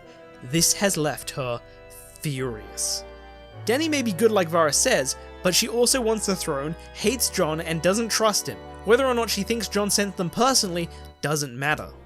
Jon's very existence has proven to be dangerous to her, and with it, she now has the perfect excuse to act on everything she's wanted. She gets on Drogon and takes to the sky.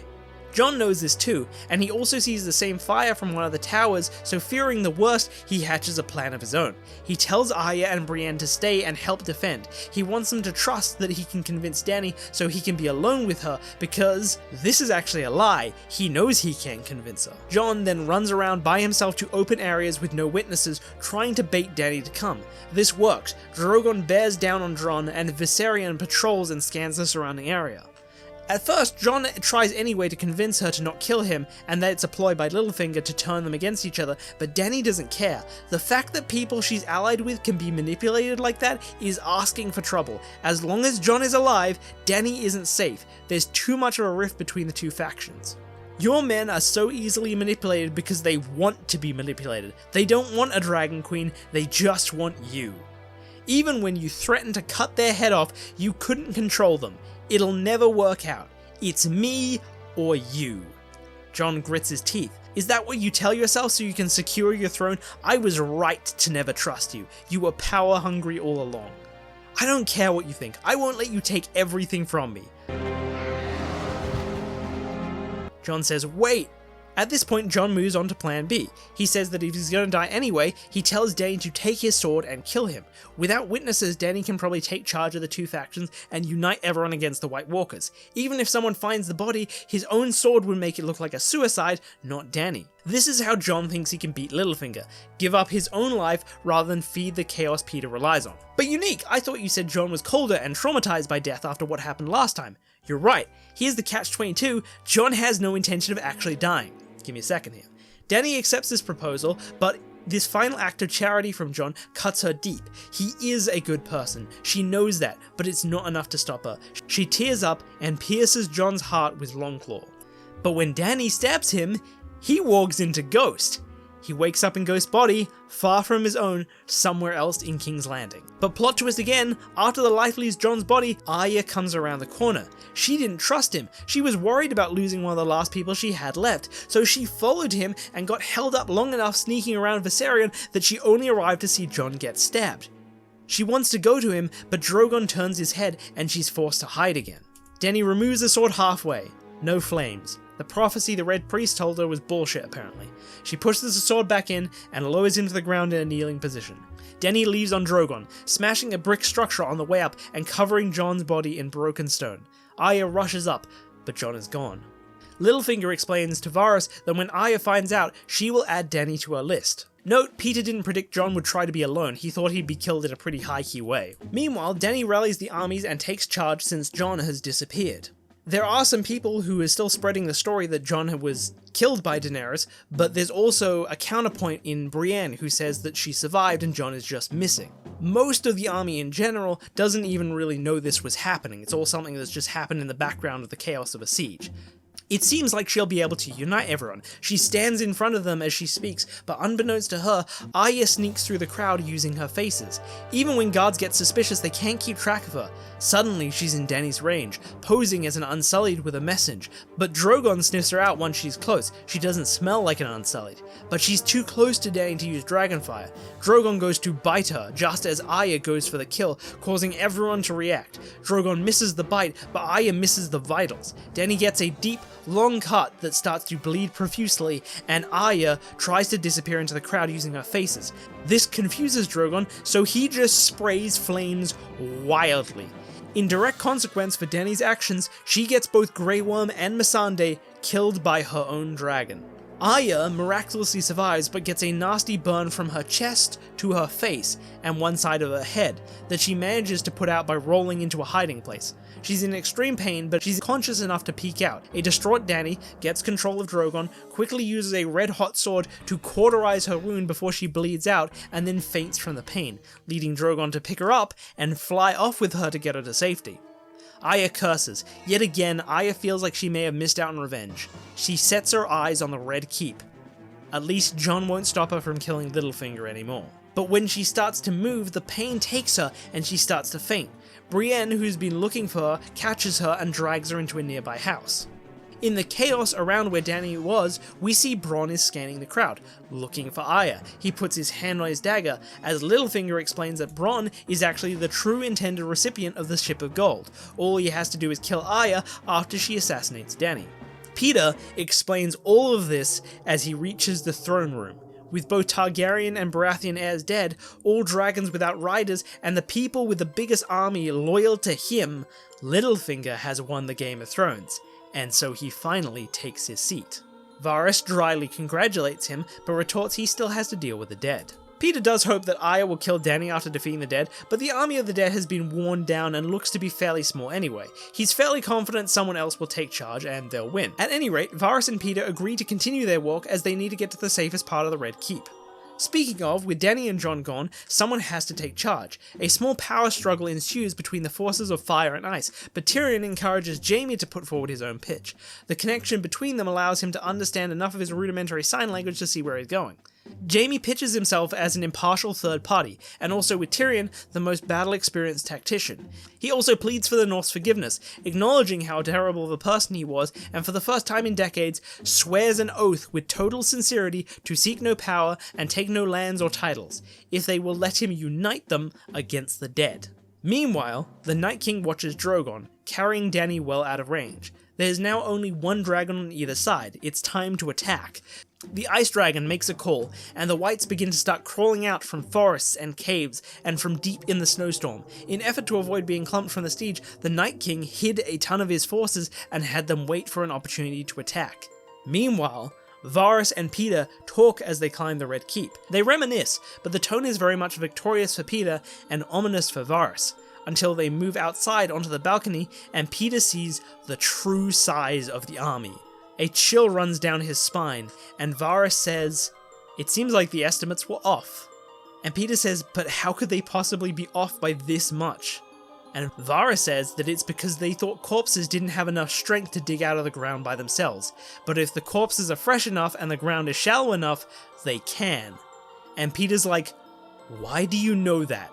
Why didn't you tell anyone?" Varys explains he worked it out when he saw the White wearing a Bolton sigil at Winterfell, clearly from the battle just a few months back. He looks at Peter and says, "It shouldn't be a problem though. Unless of course the grounds of Westeros are littered with thousands of shallow graves with fresh corpses and soft dirt." Peter says, "Of course there is. The whole continent has been at war for years." Varus looks him in the eyes, an ominous smile on his face, and says, "Oh? And who did that?" Peter looks over the dead, genuine fear on his face. "Chaos is a ladder, right? Tell me, in all that time, did you ever think about where you'd run next, once you reach the top?" And so, the battle starts for real. Viserion hangs around but is ultimately uncontrollable and doesn't interact with things unless it interacts with him first. Tyrion builds a defense around this and channels a lot of the dead towards him while they use the scorpions to ward off the ice dragon. Theon wants to throw himself into the front lines to die, but as he's an accomplished archer, Tyrion gets him on the scorpions and as a result scores an injury on the ice dragon, causing it to be more cautious in stalling out the battle. Tyrion also uses his wits to locate the giant that killed Rhaegal and has Theon scorpion bolt him so he can't kill the dragon. Davos is also there and working together with him. It sort of mirrors the Battle of Blackwater, but the two of them are on the same side this time. Meanwhile, Jaime fights in the choke points with Tyrion nearby, but there's a problem. Jaime, after his journey and humility, can't rally the troops. He doesn't have his confidence or charisma anymore. Tyrion pulls him aside and indicates with his sign language that even if it's just for now, old Jaime needs to come back. But Jaime lacks the confidence, or at least the delusion that he was confident. He says Tyrion was right about him, that he is a failure. Tyrion says in sign, "If you were a failure, I never would have been jealous of you. I was jealous of you because I always knew what you were capable of. Go be a hero." I need to do a video on this, but one of the issues with character flaws is that when they dictate a character's personality, they logically have to lose that personality if their character develops past that flaw, which is a problem because then the character you're left with is often just a good person and nowhere near as interesting. But not here. I want Jaime to come full circle. At the start of Game of Thrones, he seemed like Prince Charming, this suave, charismatic hero, when in actual fact, he's like a really bad guy. But now he becomes that hero. He fights where it's thickest, with a smile on his face, gloating to his troops that he can keep up with them despite not being left-handed. He doesn't do it because he believes it, but because that's who he needs to be, and the longer he does it, the more he gets into it and revels in it, and Jaime Lannister becomes the knight in shining armor, the hero of King's Landing that he was always meant to be. To make a Lord of the Rings analogy, Jon is kind of like Gandalf in the Battle of Helm's Deep, while Jaime is closer to Ageron. Ageron? It's a Pokemon. Fuck. Jon's going to come back in last minute to save the day, but Jaime is the hero who held back the siege for Jon to save the day. They wipe out a significant amount of the dead holding off the attack, but soon, exhaustion begins to take them and it looks dire. Rather than fall here and add to the dead, Tyrion makes the call to ring the bell and signal everyone to open up their sealed notes that decides whether or not they're hiding in the houses or falling back to the Red Keep to lure the army further into the city and hopefully have the soldiers in the houses come out to flank and hopefully kill the Night King from behind. Also, sometime during all of this, they lure the Ice Dragon into Viserion, so for the next portion of the story, these two are kind of like locked in combat and they cancel each other out. While all this is happening, Jon has been surveying the battlefield, but when he sees Arya try to kill Dany and his plan failing, he, as Ghost, searches for Melisandre to get her to heal his body so he can walk back into it. Next, we see Drogon carrying Dany. He takes her high above and over the snowstorm, searching for somewhere that looks safe, a peaceful place to land. He gets out of range of the snowstorm and sees an island covered in nature and surrounded by water. The Isle of Faces, where Bran waits for the Night King. In King's Landing, the bell rings again. Those with blank notes fall back, and those with marked notes hide in the reinforced houses. But what's weird is there seems to be far less soldiers falling back than going into the houses. Dead very quickly begin to spread from the main force, attacking different areas, but the bulk marches its way to the Red Keep. The living who are falling back are very quickly doing so as their lack of numbers is forcing them to give up ground. Theon is one of many soldiers in the houses. At first he's grateful because he wants to die, but when there isn't many whites as he hoped trying to get in, it looks like they'll be fine. He gets frustrated, opens the door, kills the whites outside, and makes his way to the biggest mass of whites heading towards the Red Keep. Tyrion is confused by the extra people in the reinforced houses. Something has gone wrong and it's disastrous. If their forces aren't split properly, they won't be able to flank. They'll just get slaughtered by the sheer mass of walkers if they try to engage the main force. Tyrion chooses to sacrifice those soon to die in the Red Keep. Their one shot is to kill the Night King, so they wait, hoping one of the reinforced houses will get a visual on him as he will probably enter the city last. This does in fact happen, but the forces that see him try to attack and fail. With no way of knowing that the Night King has already marched into the city past them, the soldiers are left in the lurch. Some come out thinking they're flanking, while others stay inside knowing it's certain death and wait for some kind of sign or order.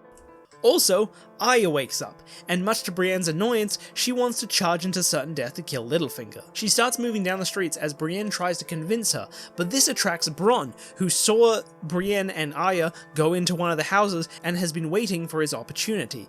And this is it. He puts a sword through the door as she walks past, but Brienne sees this just in time and pushes her out of the way.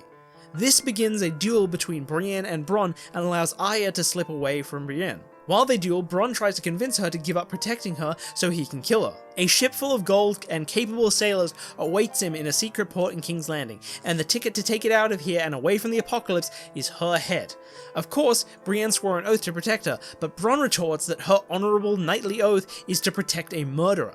Even now, Brienne is literally helping her go off and kill a man who is technically innocent. All Peter did was lie to her, but she blames him for her murders. I'm going to say that Brienne's knighting where she swore to defend the innocents from the show happens in this version too, and probably also Bronn was there for it. This not only gives Bronn logic to exploit this, but it also means as soon as Brienne becomes a knight, she's tested in the same way Jaime was.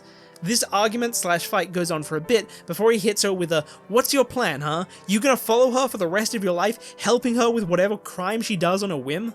This stops her. She looks at Oathkeeper. Bronn thinks he might have gotten through. He starts to back off and leave for Aya, but Brienne thinks of something. "Why are you trying to leave King's Landing anyway?" Bronn says he doesn't want to die, obviously, but Brienne asks, "Then why did you come north? Why go that far if you're only self-interested?" Bronn says he saw the dead and got scared, but that's not convincing enough. Why come back to King's Landing? Brienne knows he works for Littlefinger, that's why he's targeting Aya. What if he was also working for him when he came north too? And then it clicks. He was paid to kill Gendry, the Baratheon heir. She raises her sword again. Brienne wins this duel by disarming him and putting Bronn on his back. He remains calm, he's unarmed, and an honourable knight would arrest him and have him stand trial. But Brienne says he won't stand trial. She's to be banished, but if Bronn stands trial, she'll return to Westeros to kill him, even if it's certain death. If she doesn't warn anyone, she may kill any guards that get in her way, but if she does, Aya will surely die. Brienne says he had a point. Like Jaime, she too has reached a point where she must choose between oaths and what is right and wrong. She's made him realize that honor has no absolutes. Where there is conflict, she must decide for herself on a case-by-case basis. She is going to kill him without trial, so he doesn't feed into Aya's obsession. And Bronn indignantly says, "How can you justify killing me? I'm unarmed. You don't fight with honor." And Brienne replies, "No, you don't." And so ends Bronn of the Blackwater. Bronn's lack of honor ultimately gets him killed by a true knight who chose between oaths and ultimately decided to sacrifice a dishonorable man if it means the least lives risked. Meanwhile, Aya runs towards the Red Keep. She still has a chance to kill Littlefinger, but she curses as she runs. Where the fuck are all the soldiers who are supposed to be falling back? They should be holding back the dead long enough to allow her to kill Littlefinger. She gets to the entrance, the dead are already swarming the gate, but they can't hold them off. She realizes she's not going to make it in time. She has to try. She moves forward to certain death, but someone grabs her and drags her away. It's Theon. He wants to die, but his guilt means he can't abandon a Stark. Oh yeah, editor's note. Upon getting to King's Landing, Sansa would have told Aya Theon didn't actually kill Rickon and Bran and forbade her from killing him, which is probably enough reason for him to be removed from her list. Aya's mouth is covered, but she screams and yells, trying to break free. It's no use. She watches as the Red Keep guard collapses and the dead flood in. She yells bloody murder, fury, and frustration welling up in her eyes. She'll never kill Littlefinger now. Theon drags her to a nearby house and throws her in. He tries to convince Aya to leave, but when it's obvious she can't be convinced, he throws her deeper into the room and blocks the door from the outside. Knowing she's trapped, Aya settles enough for her to remember her fucking priorities for once. Oh gods, Sansa is up there. And Theon says he will go up there and save her. Aya's like, "But what about you?" And he's like, "What is dead may never die, motherfucker!" Probably a slightly more depressed version that I don't know why I wrote that.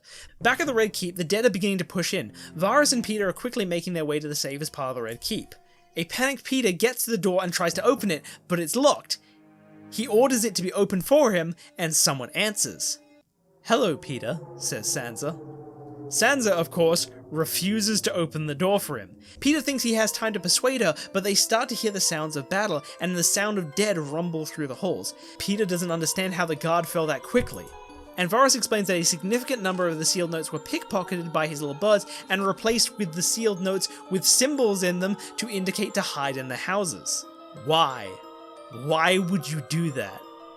Varus explains after Qyburn was killed, Peter, who already had spies, suddenly had to keep track of far too many spies. Unlike Qyburn, he failed to take control of all his little birds and some flew the coop, allowing Varus to reconnect to King's Landing, so Varus knew Littlefinger was plotting to take the throne even back then.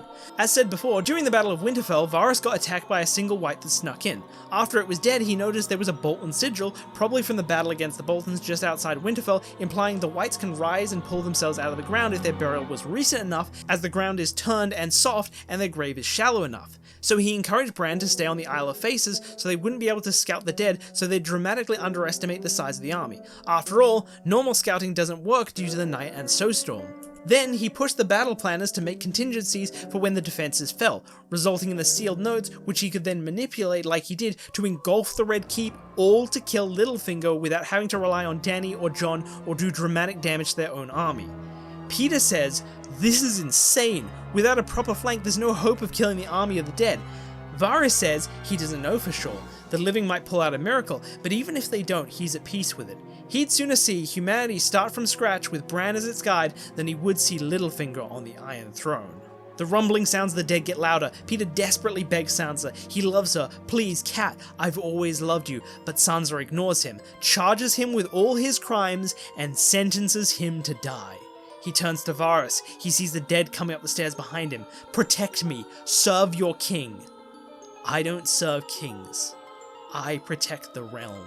The dead engulfs Varys. Littlefinger screams as the dead crash into him. Meanwhile, Dany wakes up on the Isle of Faces with Bran. She asks how long she was out. Bran says about half an hour. Her heart sinks. She argues with Bran as she tries to grasp her feelings. Not going to write this out, but for the general gist of it, it's, what has she done? Missandei and Grey Worm are dead, and King's Landing is probably overrun by wights by now. Their loss is certain, and it's all her fault. And for what? For safety? Now everything's fucked anyway, she sees that for the lie it is. What did she really do it for? So she could gain the love of the people, so she could be seen as the true ruler? Why did that matter so much to her? Bran is angry at first, but accepts it quickly and in a way is at peace. He says that at any rate, that it's a good thing he remained here. He will be here for when the Night King returns home. And upon hearing that, Dany begins to mellow in her panic as she seems to realize something. Dany says, he's not going to return home. It was never even possible for him to return home. The last time he was here was generations ago. His family and friends are dead. The cultures and traditions he grew up on are gone. Everyone who knew him or heard of him knows nothing of him now. A tear falls from her eye as she says, he can't return home. His home is gone. After a moment, she mounts Drogon. Bran asks what she's going to do. Daenerys says she's going to defeat the army of the dead at any cost, even if it means becoming the Mad Queen. Back at King's Landing, enough time has passed that Tyrion accepts that no one could assassinate the Night King from the back. He's out of clever plans, and the only thing they can do is get everyone out of the houses and carefully move through the streets, killing wights without drawing others and hoping to find the Night King. They get the nearby soldiers out of the house and stare down the massive army ahead. A suicide mission. Meanwhile, Jon, as Ghost, finds Melisandre and Thoros and gets them to follow him until they work out what's happened. They fight/sneak their way through some of the dead who have been spread out all over the city and get to Jon's body. But here's the issue. Jon died on his knees, and the rocks that fell on him are completely trapping his body. The rocks are too big to remove, and they also only have access to his face and his back, so they can't even pull the sword out. To add insult, they don't have any access to a fire big enough to heal him, and all the while they're trying not to draw attention from the dead. They're fucked. But then, Daenerys, on Drogon, comes into view. She sees the dead filling the streets, with the largest amount clumped in the center. Tyrion works out what's about to happen. He gets Jaime to order everyone to take cover, back in the houses, now. Dany knows what she's about to do will be all the people and even her own soldiers remember her for.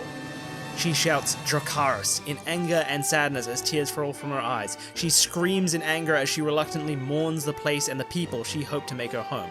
Citizens hiding in their houses and those who had their houses broken into and were forced to leave flee into the streets and are burned in fire or killed by rubble from explosions of wildfire. Even the reinforced houses with soldiers in them are not safe, although they are safer.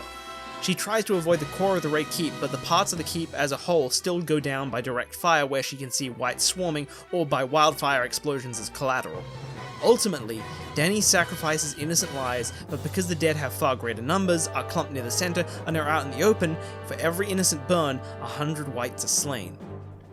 Also, the chaos Dany creates is actually what allows Theon to climb the Red Keep, which is nothing short of a miracle. Crumbling rubble falls to save him from large groups and creates shortcuts and reveals secret passages. Also, most of the dead are facing opposite of him, giving him the element of surprise, and a number have spread out to different rooms so he doesn't have to deal with all of them as he climbs. Meanwhile, Thoros and Melisandre watch Drogon arrive to start burning King's Landing, and Melisandre puts the pieces together. She understands the prophecy. They will use Dragonfire to melt the rock and heal Jon's body with the sword still inside him. Jon will have to walk back in and remove the sword himself while pulling himself from the melting, malleable rock. A dragon born from stone, a burning sword forged in the heart of a lover, blood of the dragon running through his veins. Azor Ahai. Thor asks why wouldn't that just burn Jon's body, and she recalls a conversation with Daenerys about her miracle rebirth. Fire cannot kill a dragon.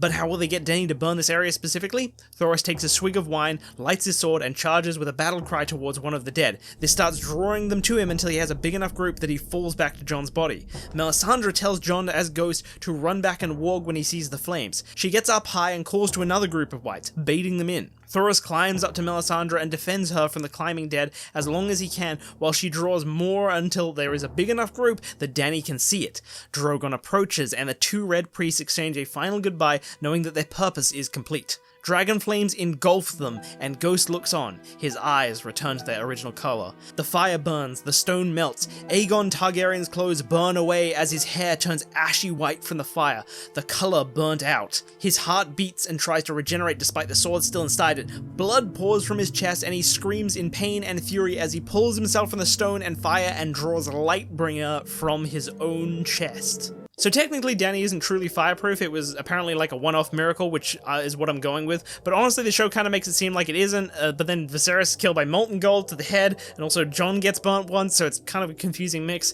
It would be good to confirm Dany's fireproofness as a miracle at some point, but the other option would be to see a layer of skin as well as the black in his hair burnt away by the fire. So he can technically still be burnt, but it's his non-Targaryen half that burns, explaining how he was burnt once before. Likewise, molten materials are different from fire and can still hurt Targaryens, which explains Viserys, but the molten rock doesn't kill Jon because it's not directly to his head, and he's surrounded by fire which is healing him. This also explains why Dany can cauterize her wounds with a hot blade. Both of these options work, but I think the first one is better because it doesn't fuck with Targaryen lore, as I think a number of them die in fire. At any rate, Jon finds some kind of nearby cloak or something hanging nearby and puts it on so he doesn't have to fight the Night King naked, and he climbs to a high point to survey the area. King's Landing is a ruin, but the number of dead is now manageable. He shouts a dramatic speech, calls to any fighters still alive to come out and finish the battle with him. He has been resurrected and now calls on his followers to do the same. To fight the army of the dead, he resurrects his own army from the ruins. He empowers them, brings out their last bit of strength. Even if you're scared, even if you're injured, rise from the ruins, your premature tombs. Your king will lead you to victory. The first one to pull himself out? The hero, Jaime Lannister. He re-swears his allegiance to his king, just as he swore in his oath, and encourages the men who followed him to pull themselves out from the rubble too. Slowly but surely, an army, bloody and beaten but determined, drag themselves from the ruins, each one joining the cheer following Jon's word, and raising the morale enough for the next group of soldiers to come out of hiding. Among them, Tyrion pulls himself out and picks up a weapon too. When Jon's army gathers, they begin their final march up to the highest point in King's Landing where most of the dead seem to be gathered, protecting the Night King. Now that Dany has cleared most of the dead, the whites are spread out and evenly numbered, allowing for an intense but triumphant march up the hill. Dany plays a role in the march where she can, like if the dead ever clump too hard, and when they reach the top of the hill, Dany makes them scatter with dragonfire and draws lines between the groups of dead after scattering to help the living not get swarmed at once. The Night King with a group of soldiers moves into the Red Keep for cover, and Jon with his own group charges in. Meanwhile, Jaime stays outside the Red Keep with another group of soldiers and holds off the dead and prevents them from flanking while Jon's group tries to chase down the Night King, where, up on a dramatic balcony in a crumbling tower, Jon duels the Night King, now with a Valyrian steel blade coated in dragonfire. Lightbringer. It's also around this time Rhaegal manages to significantly injure Viserion, and so he flies off to give the Night King support against Drogon. While this was all happening, Theon at last reaches Sansa as the whites are starting to break down the door. Sansa watches through a hole in the door as Theon throws himself into the group. Guards on the inside start killing whites from the other side, and they ultimately come out victorious, but a collapsed floor or roof from within the room starts to have whites flood through, and it forces them to leave out onto a larger open-air balcony where they make their final stand. Meanwhile, Dany and Drogon fight Rhaegal in the air above the Red Keep. This results in them both getting similar wing-related injuries. Drogon and Dany have to make a controlled landing at the bottom of the hill, while Viserion makes a controlled landing on the Red Keep, where Theon defends Sansa and the others. Instinctively, the dragon rears up to attack, but Theon, as suicidal as ever, charges the dragon, distracting it enough to focus on him. He, again, miraculously survives this, but gets severely injured. He loses his dragon glass daggers, breaks his rib and a leg, and can't move. Sansa is about to yell to distract the dragon to sacrifice herself for him, but Theon yells over her. He screams at the dragon, a ferocious battle cry. The dragon rears its head, the deadly ice breath building up in its throat. Finally, Theon is going to get what he wants, but right at that moment, Jon slays the Night King, and the ice dragon shatters into glistening bits of harmless ice, raining down on Theon, who has yet again missed his chance to die. He slams the ground, tears pouring from his eyes. Come back! Come back! Come back and kill me! He flails and punches the ground, his broken leg contorting uncomfortably as he screams and wails. Sansa walks up and tries to hold him, but he pushes her away and continues to yell. He's inconsolable. Sansa stops, but after a moment, she looks at him and begins to sing. Slowly, his wailing and flailing calms, and Sansa pulls him into a hug. This time he doesn't push her away. He cries into her arms, just saying, "I'm sorry, I'm sorry." And Sansa says, "I forgive you," and he begins to softly weep into her arms. Down on the ground, Jaime leads the soldiers. He slays one of the White Walkers just before Jon kills the Night King. All the whites shatter, the soldiers cheer, the battle is won. They crowd around Jaime, there's smiles all around, they cheer for him, lift him up. Jaime gives a victory cry and they all replicate it. But Tyrion, the technician behind all these words, looks on, an accepting smile on his face. After a moment, Jaime walks over to Tyrion, all alone. Jaime says, "Maybe you're right. Maybe they'll never love you like me. But I love you like me." Jaime picks Tyrion up, puts him on his shoulders, and wades back into the crowd. They still cheer, some of them laugh, but Tyrion doesn't even care. He just looks down at his brother and smiles. Next, Jon returns from the Red Keep, followed by all the others who were inside. Jon takes charge, he doesn't lie about Dany trying to kill him, and everyone, especially the common folk, seem to want him as king. Most people are confused by Dany's actions or outright hate her. Most think she abandoned the battle and came back to burn them all indiscriminately. Some see this as a necessary sacrifice, but most think it was to put the balance of power in her favour as she still has her dragon. Most also feel a hatred towards her after the horror they saw because of it. This speculation sets the expectation for when Dany walks up the hill, with Drogon at her side, her expression cold. A part of her wants to see if the people will still take her as queen. A part of her still wants the throne, wants to know if she will have to be a tyrant to do it, and if she's willing to actually go that far. The atmosphere is tense. It looks like a challenge to Jon, like Dany is saying, "I have a dragon and you don't. I can rule as a tyrant if I want to." Now I have a couple of options for this part. Choose which one you like. The first is that Jon plants his sword in the ground, wargs into Viserion this time, and has him land beside him, making her think Viserion doesn't want her to kill Jon, the only other Targaryen. After all, Dany doesn't know what warging is and can't even see his eyes from that distance. The other option is that over the course of this battle, through his interactions with, tactics with, and possibly even being saved by Viserion, we hint that Tyrion is actually Targaryen too, and that Viserion has bonded with him over the course of the battle. Then, in this moment, Viserion, of his own free will, lands next to Jon and Tyrion, which, to Dany and the audience, will look like Viserion is taking Jon's side, but in actuality, he's defending Tyrion, his bonded rider. Tyrion, being a Targaryen, is a popular fan theory with a fair amount of evidence for it, even in the show, but it's quite controversial because it cheapens Jon and makes his character feel less special. So I posit the best way to deal with it is to never outright state it or have characters think there's another secret Targaryen. Just that, that dragon is weirdly friendly with Tyrion after having a few interactions. The other advantage of this is that it will nicely imply a conclusion for what's happening with the spare dragon, as well as not make Jon too OP as he fucking first try wargs into a fucking dragon. Like, he's the main character, but I don't want to fucking jerk him off too hard. At any rate, Jon and Dany have their standoff. Drogon's more intimidating and isn't injured, but after a moment, Dany backs down.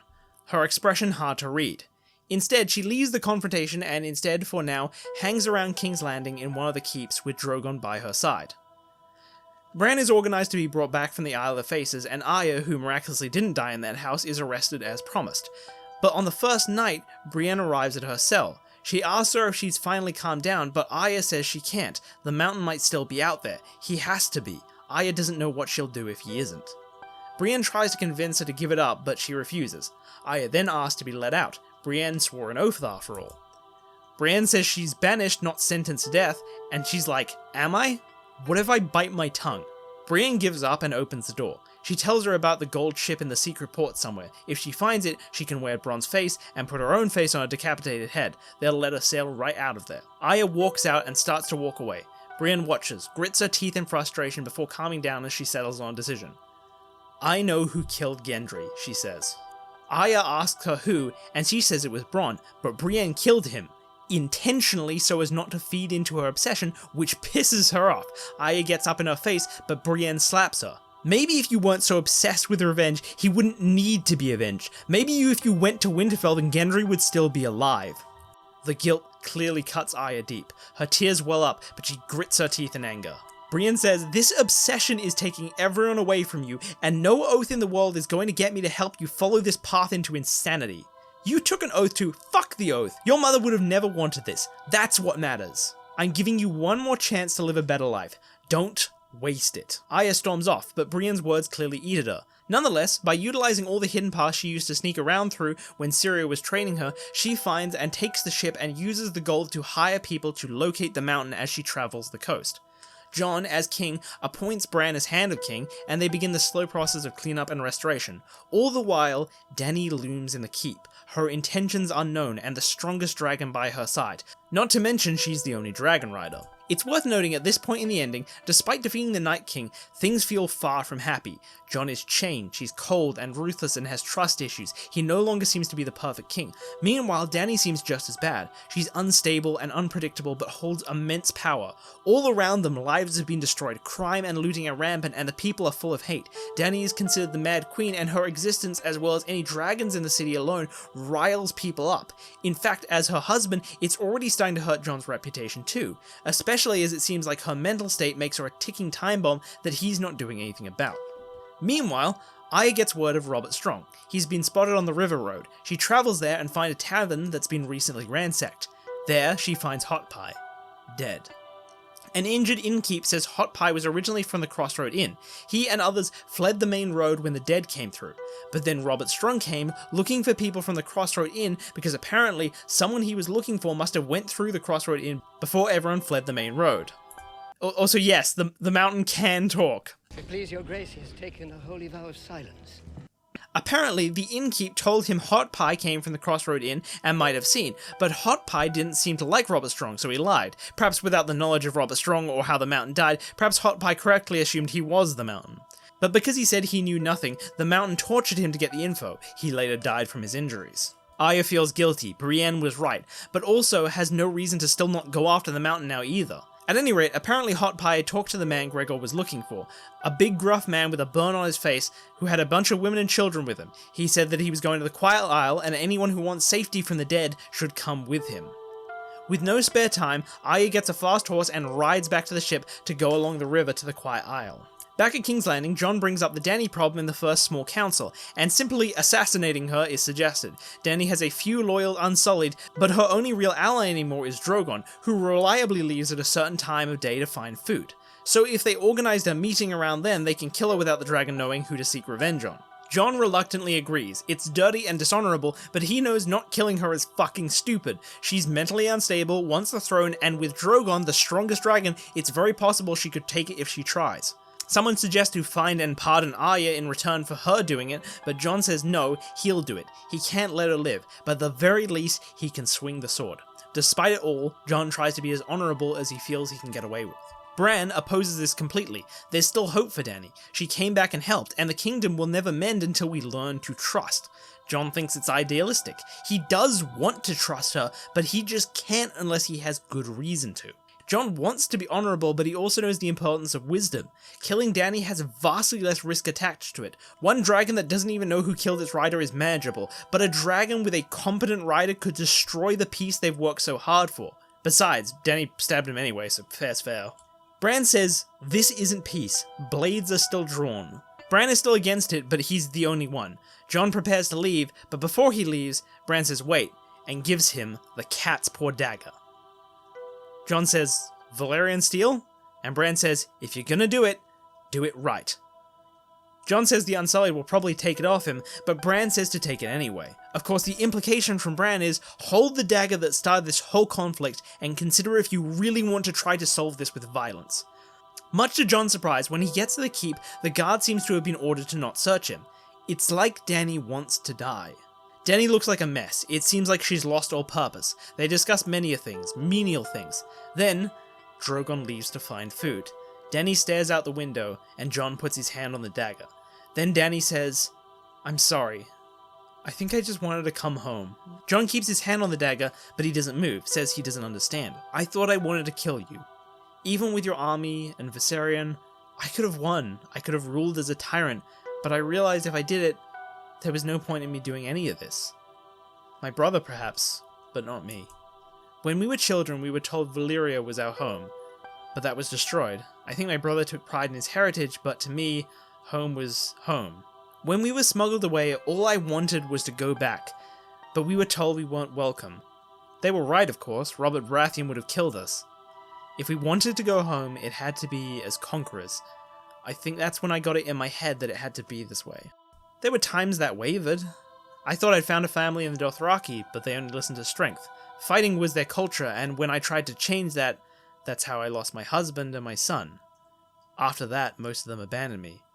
Then in my despair I thought it was Karth, but I was rejected at the gates and left to starve. There was no kindness or generosity, only selfishness, and the only person who helped me only did it to betray me later. I thought I could be better than that. I thought I'd find family among the enslaved, as I had once been. I'd freed thousands, and I thought I'd made Meereen my home. But by conquering a city, I'd inherited not just freed slaves, but their old masters, and things became messy. Even among the freed slaves, their cultures and traditions were too different to my own, especially because of my dragons. They're the closest thing I have to family, but they are beasts. If I truly considered them family, I'd have to consider them murderers too. The people of Meereen couldn't agree to that. So I set my eyes back on Westeros. With all Valyria gone, it was the only place that had known dragons. It was the only place that had known me. But my home was gone. No one here loved me or even knew me or my culture. Not anymore. Deep down I thought maybe if I just showed them I'd be a good queen, then I'd have my home back. And then you showed up. And without even trying, you showed them you'd be better.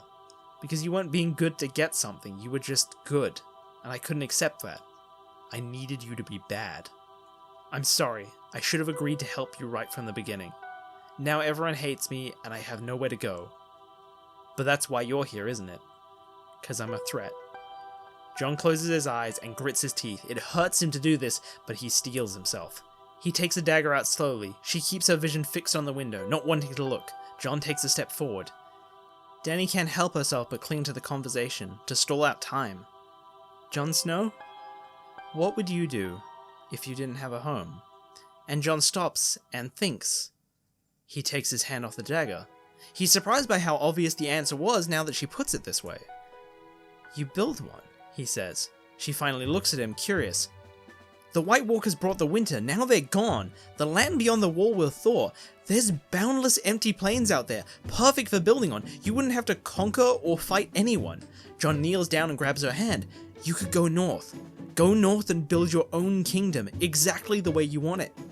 Dany starts to lighten up. She's lost Missandei and Grey Worm, so she's not joyous, but there's hope in her eyes you couldn't see before. Her outlook is brighter. If she builds a kingdom from the ground up, she can find a way to keep her dragons peacefully, and the citizens will be volunteers who accept whatever is needed for that peace. She could decide the values and traditions and culture, and the only people who live there will be the ones who choose to because they like those values. She doesn't have to be politically forced into having fighting pits, she doesn't have to deal with slave masters. In fact, if she really wants, she can travel the world freeing slaves and giving them the option to come back to her kingdom with her. She couldn't break the wheel, but she could build something totally new and better, something that becomes the model for centuries to come, and Jon likes the sound of that too. He's king because he feels it's his duty, but if Dany finds a better system, he'd happily give up his power to make a better realm. Jon can see the fire back in her. Jon now understands her better and feels like he's solved the underlying instability in the situation. For the first time since his death, Jon decides to trust someone again. Jon takes the dagger off his belt and puts it down. He pulls Dany up onto her feet. They exchange light smiles and promise to help each other with their respective goals. While Dany plans her kingdom, she will help restore Westeros, travel supplies to King's Landing with her dragons, and heal the anger created by them. In return, Jon will help Dany with resources once she begins building her new kingdom. And for the first time, the mood starts to brighten. There's a bit of hope. We see a bit of a montage, a few interactions between the cast and King's Landing. For one, we see the characters, Dany in particular, helping with the restoration, carrying wood and stone in. People give her sour looks, but she gets on with it. We see Davos talking to Jon as he sits on the throne. He wants to build an orphanage for the victims of the burning of King's Landing. Jon says, "I know how much she meant to you. I'm sorry I couldn't give you justice back then, but I can give you this." Jaime comes before Bran. He asks if Bran will accept him as a member of his Kingsguard again. And Bran says, "You've changed so much. Why limit yourself by doing exactly what you did before?" He thinks to himself and walks off. Jon asks Bran if he's got any idea for a master coin, and Bran says, I'm working on it. Bran and Jon share a moment. He doesn't like ruling, but he likes spending time with his brother. Bran agrees, but after traveling the world as a cripple, he honestly longed for the days where he was Warden of the North, just solving simple problems. He's happy he can take some of the burden off Jon. Brienne turns up next. She confesses her crime, letting Arya free. Jon is impressed by her honesty and warned by her reasoning. He believes Catelyn would have wanted her to do the same. Brienne has proven her honor. She's followed her oaths to the best of her ability and confessed to the one she broke as compromise. Her punishment is to take a new vow, join Jon's Kingsguard and continue to serve the Starks. After this, Jon says he needs to speak with Bran in private. He obliges. Meanwhile, Tyrion drinks alone. Dany arrives. They talk for a bit, and Tyrion confesses he's not sure what to do. The loss of his tongue has made him disenfranchised with court work. Dany admits his quick wit and negotiation skills was much more effective when he had a tongue, but his schematics and battle planning didn't drop off. Tyrion is like, "Are you planning on having another battle?" But Dany's like, "Battle plans weren't all you did. You designed saddles too, and engineering for the blister was really good too. Maybe you won't make another battle plan, but what about a city plan?" Tyrion looks curious as she begins to talk and we fade out. Meanwhile, Bran and Jon talk. Jon wants to talk about the possibility of having to go to war against Dany's new kingdom, and Bran's like, for fuck's sake. And Jon's like, chill, it's just a contingency, just in case things go wrong. Especially if Dany's new system is a failure and the dragons fall back into the wrong hands, we need a plan. Bran is skeptical at first for how Jon will do this, but then Jon's like, "I want you to offer your intel and abilities as a three-eyed raven to Dany and those who follow her. The two kingdoms are going to do their best to help each other and rely on each other, but if they ever stop, they lose you as a valuable asset, and it'll be hard for them to plan an attack if you're always interacting with." Bran accepts this. He's relieved. Jon is still a smart king, but he's kindling this peace with dependency and intermingling. He's not using fear or deception that could potentially ruin it. Secondly, Jon is going to decree that the hand of the king will always select the next hand of the king, and when he does, he will pass the power of the three-eyed raven onto them. A future king can't go against this because they can't decide when or who the three-eyed raven's power passes to. If they kill them, those powers are gone. And if they torture them, those powers can be passed on to someone else, maybe even to someone in Westeros' sister city as an extra deterrent. Finally, Jon wants the three-eyed raven to always choose to pass the power to someone as peaceful as Bran, someone who chooses war as an absolute last resort. If the day comes when dragons attack, Bran can always walk into dragon riders at will to make an invasion an absolute nightmare by turning the dragon forces against each other. Bran finds this all reasonable, and Jon's like, "Good, I feel a lot more comfortable now." With that settled, let's get back to making peace. Meanwhile, Tyrion works on a plan with Dany. Jaime enters. Like Tyrion, he's unsure of what to do, but Jaime has some idea. Inspired by his brother's negotiation and diplomacy skills before he lost his tongue, Jaime wants to take after him. Tyrion posits that he's always had a similar wit, he just needs to direct that towards talking people up rather than antagonizing them. He grabs a few relevant books off the shelf for him to read. Tyrion and Dany explain that they're planning a city, and Jaime decides that's how he should help, with business and investing. He should invest money into the creation of Dany's city and build establishments and business both there and in Westeros, thus cementing a relationship across the two kingdoms, helping their peace and learning a new skill at the same time. Tyrion's like, "That's not gonna happen, we're in debt to the Iron Bank, unless you can think of a way to negotiate your way out of that much debt." Jaime thinks for a bit and says, "What if we sold Castle Rock?" Tyrion's eyes go wide, but he's right. Jaime says he swore an oath to not hold lands anyway, might as well sell it. Tyrion chuckles to himself and writes on a piece of paper, "But what about our legacy?" it says. Tyrion and Jaime look at each other before chuckling. Dany is just confused. Jaime says, "To hell with Castle Rock, we'll build something better." At any rate, Jaime gathers up the books. He'll learn what he can and then sail for the Iron Bank to try and get the best deal he can. I think technically with feudal stuff, Jaime wouldn't be able to sell Castle Rock without permission of the king, but that's just another negotiation, I suppose. Dany and Tyrion continue work. She asks if the most important essential things should be spaced closer together than they are in Tyrion's plan. Tyrion asks why, and she says, well, wouldn't your legs get sore walking that far? Tyrion looks at her in surprise. Dany says, no? I've traveled so far and found knowledge from so many places and people, I feel like it could make the perfect city. But I've never heard about what it's like for dwarfs. Tyrion's still stunned. What? I want to make a city where you'll be appreciated too. Tyrion smiles. Maybe he's found his purpose too. The scene fades out. And then we go back to Arya. Arya gets off at the Quiet Isle. It's clear at this point she's a wreck. Dirt on her face, no sleep, her hair's a mess, the guilt has torn her to pieces. She looks around and asks a few questions. People speak highly about the man with the burn. And then someone says his name. Sandor Clegane. Something pulls at her. Is it the taste for revenge? She asks where he is and goes to find him, and when she does, they both look at each other unsure what to say. But when the Hound finally speaks, he's cut off. A scream rings out. He tells Arya to hold on, and he runs off, but Arya runs after. She stares at his neck while she runs, hand hovering over the blade, debating it. They get to the source and find the Mountain on an appropriately dramatic hill, trying to hurt a young woman, presumably getting information out of her. There's a mad grin on Arya's face. She's finally gonna get her revenge. But the Hound is helping her team up against him. What if she gets the kill? She tells him to back off, but Clegane's like, are you fucking stupid? She settles for competing with Sandor to get the kill, although Sandor is just trying to protect her and his home. However, in fighting the Mountain, it begins to fully dawn on her that he's not just tough, he's a fucking zombie and Needle does nothing. Then, the Mountain catches her. It looks like she's going to die, but Sandor tackles the Mountain, saving her but sending her rolling down the hill. Sandor rises to the ground, faster than the Mountain, and fights aggressively, not giving him a chance to recover. The Mountain is on the defense. Arya gets up quickly, she knows what's going to happen. She finds Needle and runs back up the hill, screaming no, but it's too late. Sandor beheads his brother. Arya screams in rage and rushes Sandor, wildly stabbing at him. Sandor doesn't want to hurt her and is fighting defensively. He tries to talk to her, but he's not getting through. But she keeps opening up small glancing cuts on him and keeps pushing him back. He eventually trips on the root of a tree and he falls to the ground with his back against it. Arya goes for his neck and Sandor catches it in his hands, painfully resisting it as Arya push. They stare into each other's eyes, the burn on the side of each of their faces mirroring the other.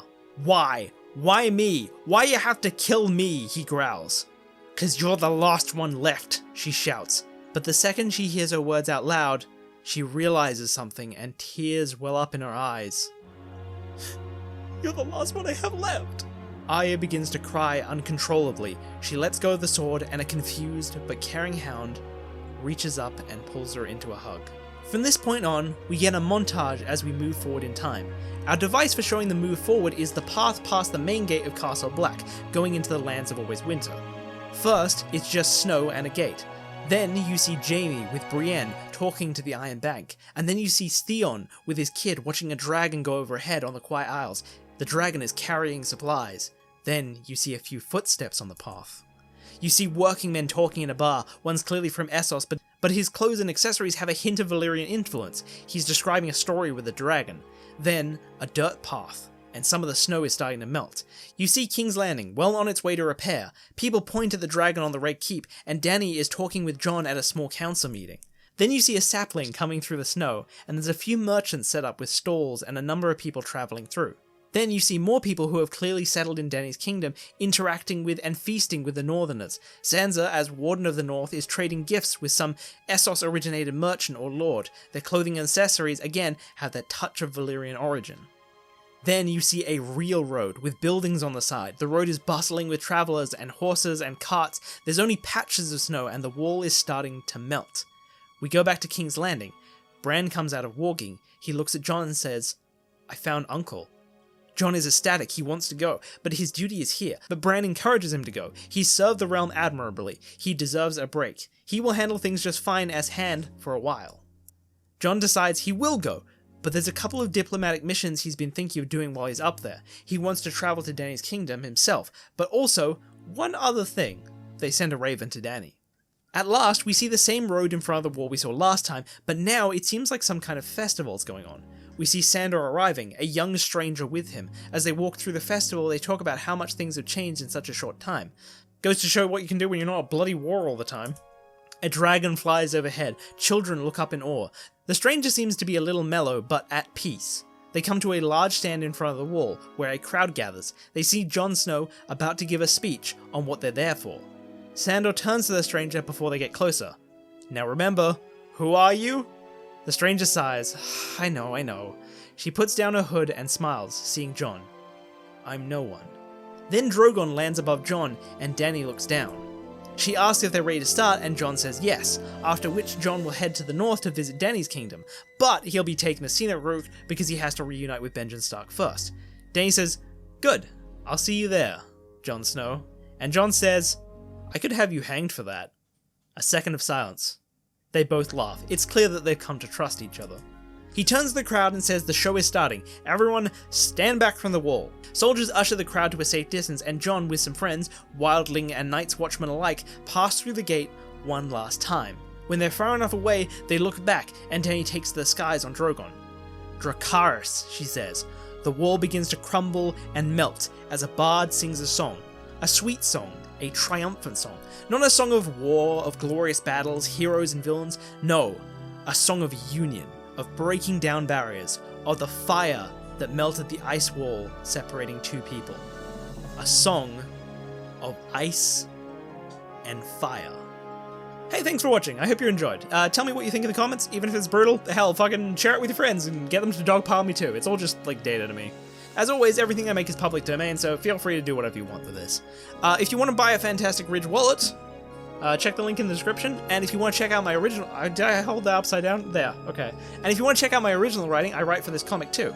It was on hiatus for a while, I was very busy, but now I am back to work, and I have sponsors this time, so I'm going to start ramping up chapter production very hard.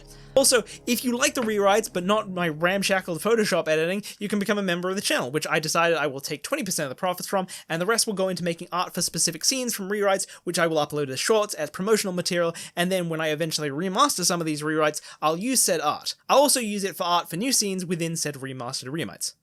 Alright, that's everything. Ow. My voice hurts. Bye.